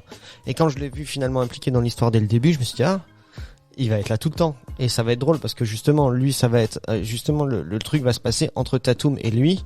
Et c'est justement ça qui va être drôle. Bullock, elle va faire ses trucs et elle va être assistée par les deux autres qui vont essayer de la sortir de la jungle. Mais c'est surtout Tatum et les premières scènes, moi, je les trouve très très drôles et très bien chorégraphiées. Tu vois, quand Brad Pitt il tabasse tout le monde et que lui à chaque fois il met la dernière claque ou il met le dernier truc sachant qu'il est absolument capable de jouer ce rôle, quoi. Tu vois, donc il le fait pas trop mal, c'est assez drôle. Brad Pitt en plus on fait des caisses et il est exactement le personnage que l'autre est censé être dans les bouquins avec sa chevelure blonde et son truc, son machin. Donc c'est très drôle. La scène où finalement il se fait flinguer, elle est énorme. Tu vois, tu te dis putain c'est cool. C'est surtout là tu te dis, moi à ce moment-là je me suis dit quand il se fait flinguer, je me suis dit peut-être qu'on part dans une autre direction, on part dans un truc un peu plus trashouille, un peu plus 15e degré. Et en fait, pas du tout. Ça repart dans les lignes. Après, la présence de Brad Pitt, moi pareil, je suis hyper emballé. Par contre, une bonne partie de la communication a été faite sur sa venue. Donc clairement, finalement, dans la bande-annonce, tu vois quasiment toutes les scènes qui sont dans le film. Il revient pour une scène post-générique pas du tout drôle. Inutile. Pas drôle, pas drôle. Ça, c'est la prod, j'imagine, qui a dit faites-moi un truc au cas où on peut refaire un trio. On va le faire juste pour être sûr. Il est vivant. Après, moi, ce qui me dérange dans sa venue, c'est que moi, ça traduit vraiment une vacuité scénaristique de dingue. Parce que j'ai le sentiment, en fait, on le fait vraiment venir. C'est un caméo. C'est un caméo de luxe. Alors, pour la petite histoire, ils se connaissent, Sandra Bullock et lui, ils se connaissent bien parce qu'ils ont le même coiffeur. Voilà comment il est arrivé sur le projet. Oui, c'est tout à fait. Merde. Mais en fait, que le gars il soit là ou pas là, l'histoire, elle est la même. En fait, c'est juste une petite parenthèse. Je viens faire le gag, je viens faire le con, ça fonctionne, mais sinon ça n'apporte rien à l'histoire. Ça n'apporte rien du tout. Et c'est ce qu'on disait, je pense vraiment là où le blesse, c'est au niveau du scénario, parce que pour ce type de film qui est quand même très académique, au niveau de la mise en scène, c'est plutôt correct. C'est pas mal mis en scène. Il y a quelques fonds verts qui sont un peu sales. Ah oui, mais ça c'est pas de la mise en scène, ça c'est, tu vois, mais moi ça me sort aussi, tu vois, mais après oui, non mais ça j'entends, mais je veux dire vraiment dans la mise en scène classique, c'est on est très simple, on est champ contre champ, voilà, les scènes d'action comme disait, les scènes de combat sont pas trop dégueu, c'est ce qu'il y a de plus simple, c'est pas mauvais, c'est pas transcendant non plus, mais c'est pas mauvais. Donc ça peut se laisser regarder. Mais vraiment le problème pour moi, c'est au niveau de l'écriture, le scénario est bidon de chez bidon. Académique de ouf. C'est très programmatique. Non mais au-delà de ça, il y a d'énormes lacunes. Il y a des trucs qui fonctionnent pas. Je les ai même comme dit, sur les personnages, la manière dont ils évoluent. Et si tu n'as pas véritablement, soit un véritable antagoniste. Daniel Radcliffe, c'est pas un véritable antagoniste. T'as pas d'antagoniste, affirmé. Tu n'as pas, effectivement, Brad Pitt qui aurait dû jouer, le personnage charismatique qui entraîne les autres et jouer sur ces confrontations et sur, tu vois, l'incompatibilité entre eux. Tu n'as pas ça, donc du coup, tu suis quoi, finalement? Donc, inévitablement, il faut quand même que la petite histoire d'amour, elle prenne un peu forme. Et ça, c'est pareil, c'est même pas que ce soit cucu. C'est que c'est pas amené, c'est ridicule, c'est pas construit. Donc je pense, pour moi, c'était vraiment l'histoire du scénario. C'est pas écrit. Je pense que après à moins quelques punchlines qui sont qui passent un peu ou des échanges qui peuvent te faire rigoler ou sourire, quoi. Mais les punchlines, t'as raison, les punchlines elles fonctionnent aussi parce que, comme dit, moi je reste toujours persuadé que une gonzesse comme Sandra Bullock ou même Tatum, hein, ils ont un potentiel comique. Sandra Bullock, pour moi, elle a un potentiel comique de dingue. Bon, elle a montré déjà précédemment avec des films un peu concons, mais où elle était toujours très forte. Enfin, elle dégage quand même quelque chose. Moi, une scène tout bête, hein, c'est vrai que quand elle s'assoit sur le siège là en vinyle, tu vois, la manière de s'asseoir, c'est au début quand elle est dans sa robe, tu sais, sur le tabouret. Ouais, c'est ça. Ça marche parce que ça marche non pas parce que la situation est forcément drôle, mais c'est elle, la manière dont elle se mouvoie, de la manière dont elle joue les choses. Je trouve que elle a un potentiel énorme. Mais bon, ça aurait pu faire un film à sketch rigolo, mais pas sur un film de 1h40. Mais justement, j'allais dire, je trouve le film manque énormément de rythme. Je le trouve très plat, vraiment encéphalogramme plat, et je trouve il arrive pas à mélanger les genres. C'est-à-dire, l'aventure s'abrique pas avec l'histoire d'amour, comme l'histoire d'amour ne s'abrique pas avec l'humour. Moi, vous parlez des punchlines. Moi, pour moi perso, il y a quand même beaucoup de choses qui tombent à plat. Ils adorent étirer les gags super longtemps. Il y a toute une blague sur le pénis de Channing Tatum, moi, que je trouve ridicule. Avec les sensus. Oui, il est assez ridicule son pénis. J'aurais bien aimé le voir. C'est vrai, mais c'est ça. En fait, c'est ça. T'es déçu parce qu'on l'a pas montré. De toute cette tirade, j'ai pas compris si elle veut dire qu'il est gros ou pas gros. Ah, moi, je pense qu'il est gros. Je pense qu'il est gros. D'accord. Okay. Enfin, nous on a aimé croire qu'il était gros. C'est ça. Exactement. On a aimé fantasmer. Et après, franchement, parlons pas des seconds rôles. Enfin, voilà, il y a toute une storyline avec son éditrice qui va aller les chercher, qui va après se trouver un gars avec un pilote d'avion avec une chef. Enfin, tout ça, ça sert à rien. C'est pas drôle. Ça tombe à côté. Moi, ça me sort du film. Ouais, c'est vrai. Pourquoi on a choisi ce film du coup? Pourquoi on a choisi ce film? Parce que, mais t'as tout à fait raison, c'est une très bonne question. Parce qu'on a plus de films d'aventure. Non mais c'est vrai, il y a très peu de films d'aventure. Donc on te propose un film d'aventure avec un gros cast, tu te dis au milieu, c'est toujours la même problématique qu'on a à chaque fois, c'est quand on parle des blockbusters actuels, tu dis bon, allez, on a un film d'aventure, on a un beau casting, on va y aller, on va passer un bon moment. On sait que ça va pas être Citizen Kane, mais le but c'est de passer un moment plutôt agréable. Bon, je peux pas dire que j'ai passé un mauvais moment. J'ai pas passé de moment du tout. Alors, le film d'aventure, je pense qu'en effet, il y a eu depuis Benjamin Gates, il y en a plus beaucoup. Ça fait partie des récents. Par contre, cette année, on a quand même eu Jungle Cruise et Uncharted qui sont pas forcément des chefs-d'œuvre, mais qui sont, je trouve, bien meilleurs, notamment au niveau des énigmes. Oui, et de mais l'aventure, eux, ils capitalisent en fait sur. Alors, on n'est pas sur la franchise. Je pense, tu vois, au film avec Tom Holland, on capitalise sur le fait que c'est une adaptation d'un jeu vidéo, il y a un gros budget et il y a Tom Holland. C'est pour ça que ça a marché. Il y a The Rock. Oui, en plus, au moins, l'aventure. Ça, c'est Jungle Cruise. Ouais, c'est ça, mais, il a pas marché en plus. En plus, il a pas marché le Jungle Cruise. Il s'est ramassé. Ouais. Mais le seul qui a marché, c'est Uncharted. Jungle Cruise, ils ont annoncé un 2 quand même, hein. Il a quand même plutôt bien marché, je crois. De ce que moi j'ai cru comprendre, apparemment, c'est rentré dans ses sous, quoi. Apparemment, c'est très très en deçà de ce qu'ils avaient prévu, tu vois. The Rock, il a accepté de prendre que la moitié, peut-être. Du coup, on peut faire un film. Et toi, au moins, ces films-là, enfin, moi, je les ai vus les deux. Au moins, en termes d'aventure, en termes d'énigmes, ça avance. On passe d'une étape à l'autre. Si sur Uncharted, t'as côté très jeux vidéo, je passe d'une séquence à l'autre. Mais je suis désolé, dans Le Secret de la Cité Perdue, enfin, les énigmes, elles sont où? Elle sort son vieux bout de parchemin. Tiens, ça fait ça. Enfin, c'est pas ludique du tout. Je trouve. Non, et puis c'est même très faible avec ce parchemin, parce que mine de rien, bon, il y a 3 dessins. Elle dit ouais, ça fait ça et ça. Elle fait non, il faut encore, faut que vous l'analysez plus. C'est que là où je vous rejoins maintenant, en discutant avec vous, parce que moi je suis sorti de la salle, j'étais le voir avec Oriane, tu vois, donc on était en couple justement, donc c'est important de faire ça. C'est pas c'est pas la même chose, tu vois. C'est pas pareil. Bon, ça nous a quand même fait marrer. Vous avez tenu la main? Oui, il y a des moments où on se tenait la main. Donc c'est une autre ambiance. Moi je l'ai vu seul, alors mais oui, mais non, mais comme tu dis, il y a des choses qui fonctionnent, Thomas, qui me font sourire. Après il y a des trucs, c'est vrai que c'est carrément, comme tu dis, Thomas, c'est cousu de fil blanc, c'est peint au rouleau, quoi. En fait, et c'est comme ça te fait pas rentrer dans aucune de ces cases-là, et ben tu prends un peu de recul, et si tu commences à te poser la question de est-ce que c'est bien ficelé, tu vois, est-ce que c'est là que tu commences à te poser des questions sur son problème. Tu dis mais attends, c'est son mari qui était archéologue, elle l'est pas, mais elle est super intelligente, elle est juste écrivaine, est-ce qu'elle faisait aussi des recherches? Le mec il lui file le bout de parchemin qu'elle lui donne, qu'apparemment elle est absolument, déjà il y a tout un contexte, ça se traduit pas comme ça, et puis finalement elle va trouver ce mur où elle se rend compte que finalement le bout de parchemin, bah, bizarrement il est juste là, et si tu commences à t'ancrer à ces choses-là, qui normalement, c'est normal qu'on fasse ça dans un film. On va pas commencer maintenant à expliquer comment est-ce qu'elle va remettre dans son contexte son petit bout de parchemin. On s'en fout. Faut tu le traduis, tu trouves que le puits de lune, il est là-bas, et puis c'est tout. Mais c'est que comme tu es pas intéressé par le reste, tu commences à t'intéresser à ça, et ça te renvoie encore plus bas en te disant, mais c'est nul. Après, là où je te rejoins, ça reste quand même un honnête divertissement.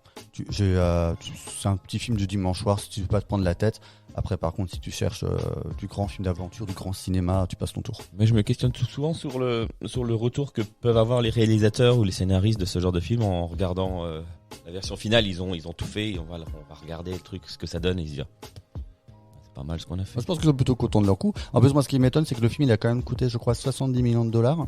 Et comme tu l'as dit justement avant, c'est qu'on les voit pas à l'écran. Voilà, ils ont vachement capitalisé dans la promo sur le côté. On a tourné au Costa Rica, mais ça pue les fonds verts, et ça pue les décors du studio, je trouve. Avec les séquences en moto, et tu sens clair. Je sais pas, d'autant plus que il y a 2-3 prises de vue un peu aériennes comme ça, où tu vois clairement qu'on a été filmé sur place. On a filmé en tout cas quelque chose qui y ressemble. Si déjà t'es dans un milieu comme ça, il y a certaines choses. Je parle peut-être pas forcément des scènes avec les motos, les trucs, parce que c'est une autre logistique, tu vois, avec les véhicules et tout. Mais en tout cas, eux, quand ils sont dans la forêt ou dans le machin, il y a des moments où tu vois clairement que ils ont pas posé le sable par terre, quoi. Mais ça fonctionne pas super, quoi. Ouais, c'est tourné au studio Pinewood. Juste pour dire que c'est à Pinewood, parce que c'est la Hammer. C'est là-bas où il y avait les films de la Hammer. Donc quand j'ai vu ça, je me dis c'est cool, il y a les films de la Hammer qui ont été tournés là-bas. C'est tout. C'est la seule chose qui m'a réjoui, ça a duré une demi-seconde. Pas mal. Merci Loris. Eh ben, on va passer à la rubrique des coups de cœur, les garçons.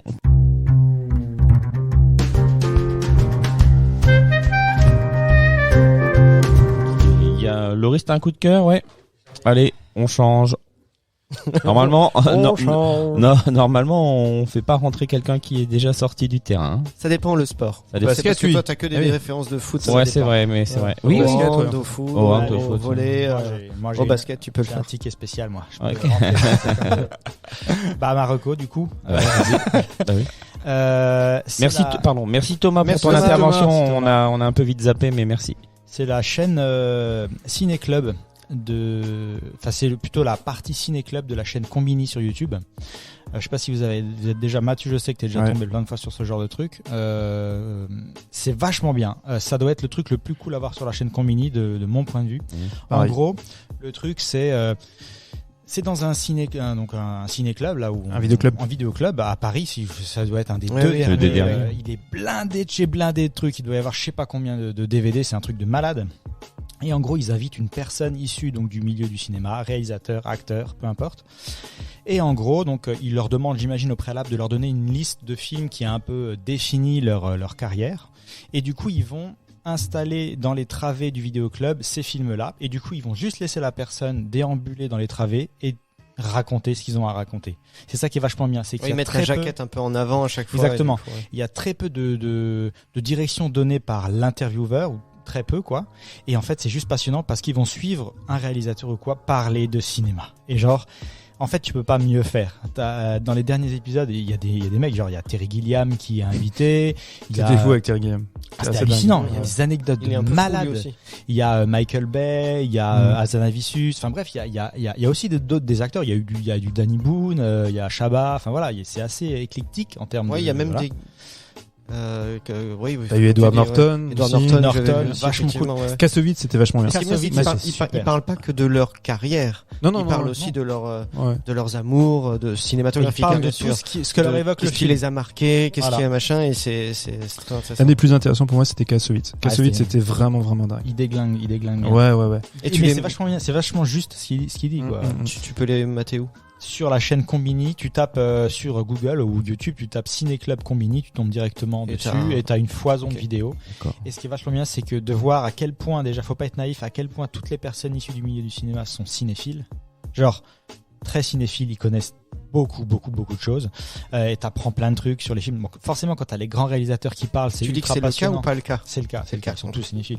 Mais quand tu vois, genre justement Terry Gilliam qui parle, les anecdotes de réalisation, chaque film qui passe, il dit ah ouais celui-là, c'est mon film. Ah oui celui-là, j'ai fait jouer machin, j'ai lancé cet acteur là. Enfin voilà, tu sens vraiment le mec. J'ai pas suivi, mais ils mettent en avant quel film, des films uniquement dans lesquels ils ont joué ou d'autres films Non, ou qui ont pu les influencer. qui ont pu les influencer. Ouais, mais en gros, il se balade dans le ciné-club. C'est-à-dire que si le mec tombe sur un DVD, ça lui rappelle des trucs. Il va Ah dire, ouais, tiens, d'accord. regardez ce film-là. D'accord, Alors, mais ce pas film-là, forcément celui qu'ils ont mis en Non, avant. Pas non. forcément. Ça pourrait être comme toi, quoi. Genre, tu traverses, tu fais ah putain ouais, celui-là, et puis il va en passer. Ouais, bien sûr. Ouais. Sauf que eux, comme c'est des mecs du milieu, ils ont toujours des anecdotes. Ouais, bien Pour te sûr. dire pourquoi ce film-là, ce que ça lui évoque, etc. Donc, Mm. c'est vraiment génial. Et ce qui est intéressant, c'est qu'ils viennent pas, c'est pas forcément des gens qui sont en promo. Il y a du des tout. gens qui sont en promo aussi Ils pour font rarement parler. de promo. Hein. Mais par Non. exemple, ils ont fait venir la dernière fois Eddie Mitchell. Ouais, Donc j'ai Eddie vu, Mitchell de la séance. Donc Eddie Mitchell, il était cassant. ouais. Pas Ouais. avec eux, hein, mais avec les films. Enfin, oh, ça c'est de la merde. Ah, il explique en 2-3 anecdotes. Ou alors, formidable. À chaque fois, ah, ça c'est formidable, c'est formidable, c'est C'est formidable. un chef-d'œuvre. Ça, c'est un chef-d'œuvre, Souvent, ouais. il commence comme ça. Ça, c'est un chef-d'œuvre. Ça, c'est un- Non, mais Non, il y a- c'est il y a- vraiment on génial. voit qu'il y a des films qui reviennent beaucoup. Certains films, j'en ai pas en tête, mais en tout cas, t'es là, tu reconnais quand même quels sont les vrais chefs-d'œuvre quand t'as, je sais pas, 10 Des réalisateurs et des incroyables comédiens qui vont qui dire disent, ça, c'est un chef-d'œuvre, regardez-le. Donc c'est vraiment, même si ça paye pas de mine et que tu t'y attends à rien, t'apprends souvent plein de choses et dans les anecdotes et tout, c'est super intéressant. Donc c'est voilà, Ciné Club, chaîne Combini Oui. sur YouTube. Ah, je Merci. te rejoins, moi j'en loupe aucun, c'est génial. Ouais, Et selon les intervenants, c'est encore plus intéressant et des fois très très drôle. Et l'idée est top, hein. Et Parce qu'elle l'idée elle est simple et Simple, top. efficace, Ouais. et ils ont pas beaucoup trop besoin de travailler en amont. Bah oui, tu vois, c'est les ça. mecs qui font ça. Ils Pour filment. ceux Oui, qui aiment, je ils crois filment les gens qui parlent, quoi. Enfin voilà. Il y a la même chose sur le jeu vidéo, si je dis pas de bêtises. Il y a aussi une petite partie jeux Ils vidéo. font aussi, c'est la même chose où ils font aller les mecs dans un magasin Ah. de jeux vidéo rétro. Ouais. Et t'as des anecdotes folles aussi, des belles histoires. Les Ce qui bouquins aussi, ils ont aussi fait littérature. Il manque. Ça marche pas bien, ça. Par Ah. contre, ça fait pas beaucoup Il y a de. pas assez de gens. Il y a pas par assez de gens exemple, qui pour ont fait ça dans pour les un jeux sex vidéo, shop aussi. pour les jeux vidéo, pour les jeux vidéo, ils ont beaucoup invité les youtubeurs, beaucoup de gens de la vidéo et pas encore des créateurs. Tu vois, faudrait qu'ils fassent venir un peu des réalisateurs de jeux vidéo, quoi. Là, ce serait intéressant. Mais voilà. Donc, je conseille. Merci beaucoup, Mathieu. Alors moi, ça va être un bouquin. C'est alors j'ai souvent parlé de ce monsieur qui s'appelle Jean-Baptiste Toré. C'est un ancien critique de cinéma, mais c'est surtout connu comme étant un historien du cinéma. Il a aussi sorti des films, des films documentaires sur le ciné. Dernièrement, il a sorti un sur Michael Cimino. Il a sorti 2 bouquins là, coup sur coup. Un bouquin qui a été attendu par les cinéphiles depuis des années, c'est La Somme qu'il a écrit sur Michael Mann, parce qu'il adore ce cinéaste, il va toujours parler. Jean-Baptiste Toré, c'est la référence en France quand vous vous intéressez justement au cinéma du Nouvel Hollywood, de Palma, Scorsese et compagnie. C'est le mec, c'est la référence absolue. Il a écrit un super bouquin là-dessus. C'est aussi une des références si vous vous intéressez au cinéma d'Argento. Il a réalisé deux documentaires sur Argento. Qui Argento est aussi dans le Ciné Club Combini. Voilà. Oui, c'est ça. Ouais. En plus, il s'exprime en français. Super. C'était assez drôle. C'était vraiment chouette. Donc Jean-Baptiste Toré, historien du cinéma, probablement le plus influent aujourd'hui.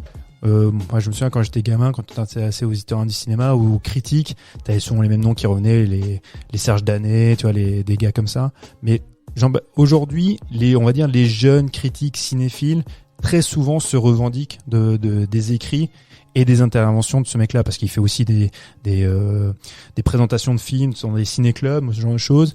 Il est extrêmement volubile, très cultivé, très intelligent, jamais pompeux. Ses premiers bouquins, en fait, c'était très, très universitaire, donc avec un jargon un peu relou, très didactique, enfin, pas forcément didactique, justement, mais très, très pompeux. Et là, c'est beaucoup plus depuis de nombreuses années de la vulgarisation. Il est passionnant, et ils ont sorti, donc, en plus du bouquin sur Michael Mann, un bouquin qui s'appelle Elle était verte, ma vallée. Donc, il y a un écrit sur le cinéma, c'est sorti aux éditions Magnani. C'est une somme aussi des différents articles, les différents écrits qu'il a produits sur le cinéma. Aussi bien aussi de ses interventions à la radio, parce qu'il avait une émission qui s'appelait Pendant les travaux, le cinéma reste ouvert, qui était sur France Inter, qui était à mon sens la meilleure émission sur le cinéma. Comme c'était très bon, c'était passionnant, forcément ça a duré 2 ou 3 saisons, parce que les gens ne l'écoutaient pas forcément. Et il a longtemps aussi travaillé sur une des émissions de radio que j'écoute encore, qui est pour moi la meilleure émission de radio du PAF, c'est Mauvais Genre sur France Culture. Et oui, mec. Non, rien, là, j'ai D'accord. pas de Et, problème. et en fait, non mais tu t'approchais, tu ouvres la bouche. Je me suis dit que je pensais que tu voulais dire quelque Non, chose. j'ai dormi 3 heures, je baille. D'accord, Mike. Ok. Mais j'ai l'impression que le mois dernier, il y avait déjà cette excuse. En fait, c'est redondant. Non, mais c'est vrai. T'as des nuits compliquées. Ouais. Et bon, bah, Quelle était verte ma vallée, je sais pas si vous savez, ça forcément, c'est un titre d'un film de John Ford, parce qu'il a aussi beaucoup écrit sur John Ford. Donc, sur le cinéma américain de Ford, sur le Nouvel Hollywood, sur le cinéma, sur le giallo, sur le western italien. C'est Spaghetti. sur le cinéma italien, sur le western italien en l'occurrence. Non, si vous vous intéressez au cinéma et que vous voulez en apprendre plus et dans une langue vraiment bien écrite, c'est une belle plume, mais en même temps sans que ce soit trop, trop sous influence universitaire. Lisez les écrits de Jean-Baptiste Auré, écoutez les émissions de radio pour en trouver, regardez sur YouTube ses présentations de films, il en a fait, il y a des dizaines de films qu'il présente, c'est passionnant. Voilà. Ok. Merci Mathieu. Julien. Et écoute, moi ma reco, c'est pas vrai. Enfin, j'ai 2 petites recos. Voilà, j'ai une reco qui est. Tiens, il y en a une pour moi. Dédicace. Ça te plaira probablement. Bah, je sais c'est pas. pour ça que Je j'aurais certainement choisi. Ok, parce que tu le vois d'ici ou pas? Ok. Non, la première très rapidement. Alors c'est une petite reco parce que je suis tombé dessus et que là ces dernières semaines j'avais la tête dans le guidon avec Nicolas Cage, et sur Netflix je suis tombé en fait sur une petite série reportage dont Nicolas Cage est le présentateur si on veut, et ça s'appelle L'histoire des gros mots. Voilà. Alors c'est simple, c'est une émission dans plusieurs il y a plusieurs épisodes, je crois qu'il y en a 6, et en fait tout simplement, c'est Nicolas Cage qui va hoster, qui va présenter cette émission, et il va y avoir différents intervenants aussi. Bon, alors ils sont pas tous ensemble, lui il présente dans son coin, et après c'est des caméras qui ont été interviewées des gens qui vont donner leur avis ou leur expérience sur les gros mots. L'origine d'un gros L'origine, mot, alors De entre fuck, autres, d'où ça vient, l'origine d'un gros mot, ouais, voilà, on va parler dans la première saison, c'est les mots, c'est fuck, shit, bitch, dick, pussy et damn. Donc c'est beaucoup plus, c'est très anglophone dans le sens où forcément on va étudier l'histoire notamment dans le cinéma. Mais aussi de manière générale, et on va faire aussi avec des historiens. Donc t'as des humoristes qui vont parler, par exemple sur certaines, pour Fox t'as Jim Jeffries, tu vois, c'est un humoriste australien. Je sais pas s'il y a plus vulgaire que ce mec-là, qui est relativement drôle. Il y a ses spectacles sur Netflix aussi, allez les voir. Regardez, c'est ouf. Il est cunt aussi, c'est un mot qu'il aime beaucoup. Ouais. Et voilà, qui vont parler de leur expérience, leur relation aux gros mots. Et il y a aussi donc pour le côté plus académique justement et intéressant, t'as aussi des linguistes, des historiens qui donnent un peu l'origine des mots pour qu'on les utilise. Historique, comme ça. tu veux dire? D'où ça? Ouais, décline, étymologiquement, d'où ouais, ça voilà. vient, à partir de quelle période on a commencé à utiliser ce mot. Et il y a des trucs, les théories qui ont été avancées qui sont pas forcément vraies, parce que c'est pas toujours à 100% sûr, ce sont des théories des fois, donc ça peut être très drôle. Voilà, alors c'est pas un truc hilarant où on se tape la bidoche, mais Cage fait du Cage quand il présente, donc c'est toujours sympa. Et on apprend des petites choses un peu cool sur ces trucs-là, donc c'est assez sympa. Voilà, Des épisodes de 20 minutes, j'ai vu ça. Ouais, voilà, C'est c'est une saison, il y a quelques et que ça te fait un petit bout de soirée ou un petit moment si tu veux regarder, il y a ça. Et si j'ai un deuxième coup de cœur, c'est aussi pendant la même période. Là, il y a je sais pas si vous connaissez, je sais aussi autour de cette table, vous connaissez le groupe de musique Ghost. Voilà, qui a sorti son dernier album là il y a quelques semaines, quelques mois, mois de mars, mois de truc là, et moi j'arrête pas de le faire tourner en boucle. J'aime beaucoup ce groupe, et je trouve que le dernier album est vraiment sympa, et j'invite ceux qui connaissent. Alors c'est particulier, vous laissez pas freiner par si vous allez sur Wikipédia lire qu'est-ce que c'est ce groupe Ghost avant d'avoir écouté leur musique. Pareil, moi c'est mon avis, essayez pas forcément de décrypter les paroles ou de faire les trucs, parce que c'est pas tant le sens que ça, parce que je pense que c'est plus c'est plutôt l'alliance de la.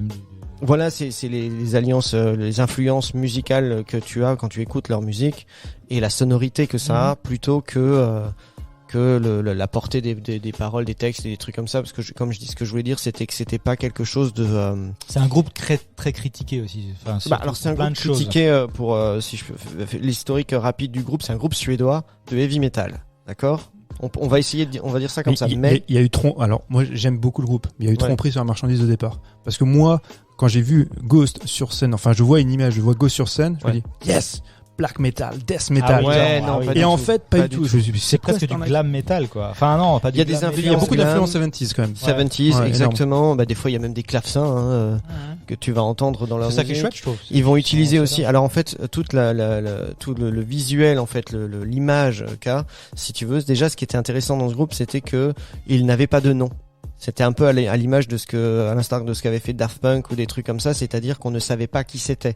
Ils sont grimés. Les artistes, donc lui, il est le chanteur principal, il est déguisé, c'est des ghouls, non? C'est une sorte de l'antipape. Ouais, tu vois, il est déguisé, donc il a une mitre, son visage, il a un masque, il est un peu grimé. Effectivement, tous ces musiciens, que ce soit guitaristes, bassistes, batteurs ou autres, c'est des ghouls, c'est ça. Ils les appellent ces ghouls. Bon, et ils ont des masques, backstage, ils ont des masques qui sont pas effrayants non plus, hein. C'est très esthétisé. C'est pas Slipknot, voilà, exactement. Et du coup, pendant un long moment, effectivement, on ne savait pas qui c'était, et ça participait justement à la hype du groupe. Et à un moment donné, il y a eu un procès un peu lourd avec des histoires de droit et de machin, et on a su l'identité du chanteur. Mais encore là, quand ils sont sur scène, on sait pas qui sont les icônes qui sont avec lui. Bref. Parce qu'il voulait quand même garder une bonne partie du pognon, je crois. Enfin, quand voilà. Oui, lui, il est, enfin bon, peu importe. Donc, donc il y a des influences. Voilà, si on parle d'influence, tu vois, là, ils mettent pop, hard rock, black metal, parce que des fois, tu vas quand même avoir du death même, tu vois, dans certaines voix. Et donc, il y a tout ce côté aussi un peu liturgique quand même, tu vois, parce qu'ils ont comment dire, ils ont cette image-là, et ils vont même utiliser aussi des chœurs en latin, tu vois, des fois derrière leur musique. Et alors, de tout ce que je vous raconte, là, je suis en train de me rendre compte que ça donne pas forcément envie d'aller écouter. Mais moi, ça me donnait vachement envie. C'est très moderne. Il faut vraiment aller tester ça, quoi. Moi, je t'avoue, j'ai pris du temps pour apprécier le groupe, parce que maintenant, c'est vrai que j'aime bien. Mais comme je te disais tout à l'heure, moi, quand le groupe débarque, on est vachement dans une mouvance. C'est dans le black metal, c'est des groupes à capuche. Ce qu'on appelle, c'est des mecs aussi qui sont un peu grimés comme ça, tu vois, par leur visage. Et justement, quand tu parlais de clavecin, de chœur en latin, il y a toute une scène de black metal qui est sortie au même moment. Donc Ghost débarque, on me dit putain, c'est le nouveau groupe hyper hype. Je les vois débarquer, je fais ah yes, cool. Tout à coup ils commencent à chanter. Je fais, bon, c'est peut-être l'intro, ça va venir. Ça, à un moment donné, ça va partir. Elle est longue l'intro. Ouais. Putain, ça dure tout l'album l'intro. Et du coup, j'ai lâché l'affaire, je me dis oh putain, quelle arnaque. Et après coup, j'ai repris. C'était quel album, si tu t'en rappelles? Tout premier, je sais plus comment il s'appelle. Ah, c'est le tout premier, donc Opus Eponymous. Voilà, c'est vraiment tout. Bah, tu vois déjà avec ce genre de titre. Pour moi, je vois ce titre, je vois la tronche des gars, je vais dire, yes, black metal, ce qu'on appelle un peu dans le genre black metal orthodoxe, ce genre de truc, je me dis, yes, ça c'est pour Bibi, je vais m'éclater. Et je vais dire, mais quelle arnaque. J'ai réécouté bien sûr par la suite cet album-là, qui est fantastique. Et ils ont des très très bonnes choses. Ouais. C'est vrai. Ouais, c'est très musicalement, soft. C'est très soft musicalement, mine de rien. C'est pas du tout l'image qu'on peut se faire du black metal, des trucs comme ça, pas du tout. Il y a des petites notes à droite à gauche, il y a des fois des accords qui sont utilisés de telle ou telle manière et des instrus, mais c'est vraiment quelque chose qui s'écoute très bien. Et en plus, plus les albums avancent, je trouve, plus ils sont encore en plus en train de ça mature, ça a mûri, je trouve, dans la sonorité. Je trouve qu'il y a, comme disait, il y a beaucoup d'une sonorité des années 70 qui si t'aimes la musique des années 70, je vois pas comment tu peux pas aimer au moins un album qui sont sortis, ça c'est clair. Ouais. Donc si vous voulez le dernier s'appelle Impera et il est sorti il y a pas longtemps et tu peux l'écouter sur toutes les plateformes qui font de la musique et franchement c'est assez cool. On en fera la pub sur les réseaux sociaux et puis voilà. On a le droit de faire ça. Ouais, dans nos coups de cœur, on va faire une petite publication sur les coups de cœur dorénavant. Okay. Et voilà, merci les garçons juste pour un vos truc. coups de cœur. Oui. Ouais, je sais que t'as envie de finir. Non, pas du tout. Juste un coup de cœur. Ah oui, rapide. Non, mais comme sur Nicolas Cage, c'était mon film préféré quand j'étais gamin. Je sais pas si vous avez vu ce film-là, ça m'est revenu, ça s'appelle Red Request. Ça vous parle de John Dale. C'était vraiment un super thriller polar un peu hard-boiled qui a tourné tout au début des années 80, je crois qu'on est en 93, avec Dennis Hopper et qui joue bien sûr un méchant. Il y a J.T. Walsh qui était un des seconds couteaux les plus importants qui est décédé il y a quelques années. C'est vraiment un chouette film. Il y a eu un remake de ce film qui a été réalisé par Oliver Stone qui s'appelle U-Turn avec Sean Payne et Jennifer Lopez, qui était pas dégueu. Mais l'original Red Rock West, c'est un film qui m'avait vachement marqué à l'époque. Parce que là, j'ai plein d'images qui me viennent. Je vois ce film, je sais pas, 13-14 ans. Le film débute quasiment parmi les premières scènes, c'est Nicolas Cage qui fait des pompes sur une main au milieu de la route.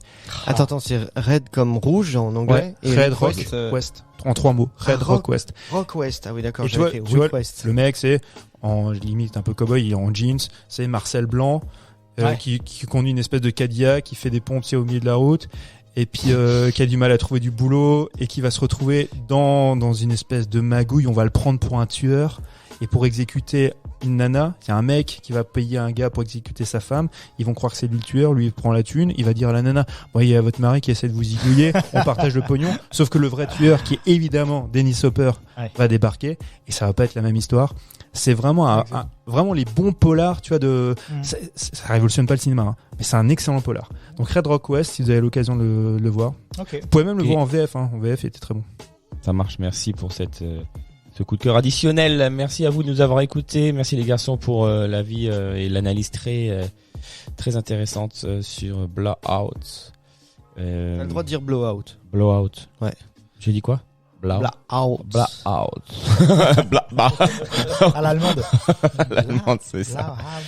Et merci encore à Thomas pour son intervention sur la rubrique des actualités du cinéma. Et je vous souhaite une belle semaine et je vous rappelle que vous pouvez nous suivre sur les réseaux sociaux, nous écouter sur toutes les plateformes d'écoute. Voilou. Bonne semaine à vous. Ciao, ciao. Des bisous. C'est Ciao. sympa. Ciao. On se quitte effectivement avec Johnny Cage qui fait des pompes à une main.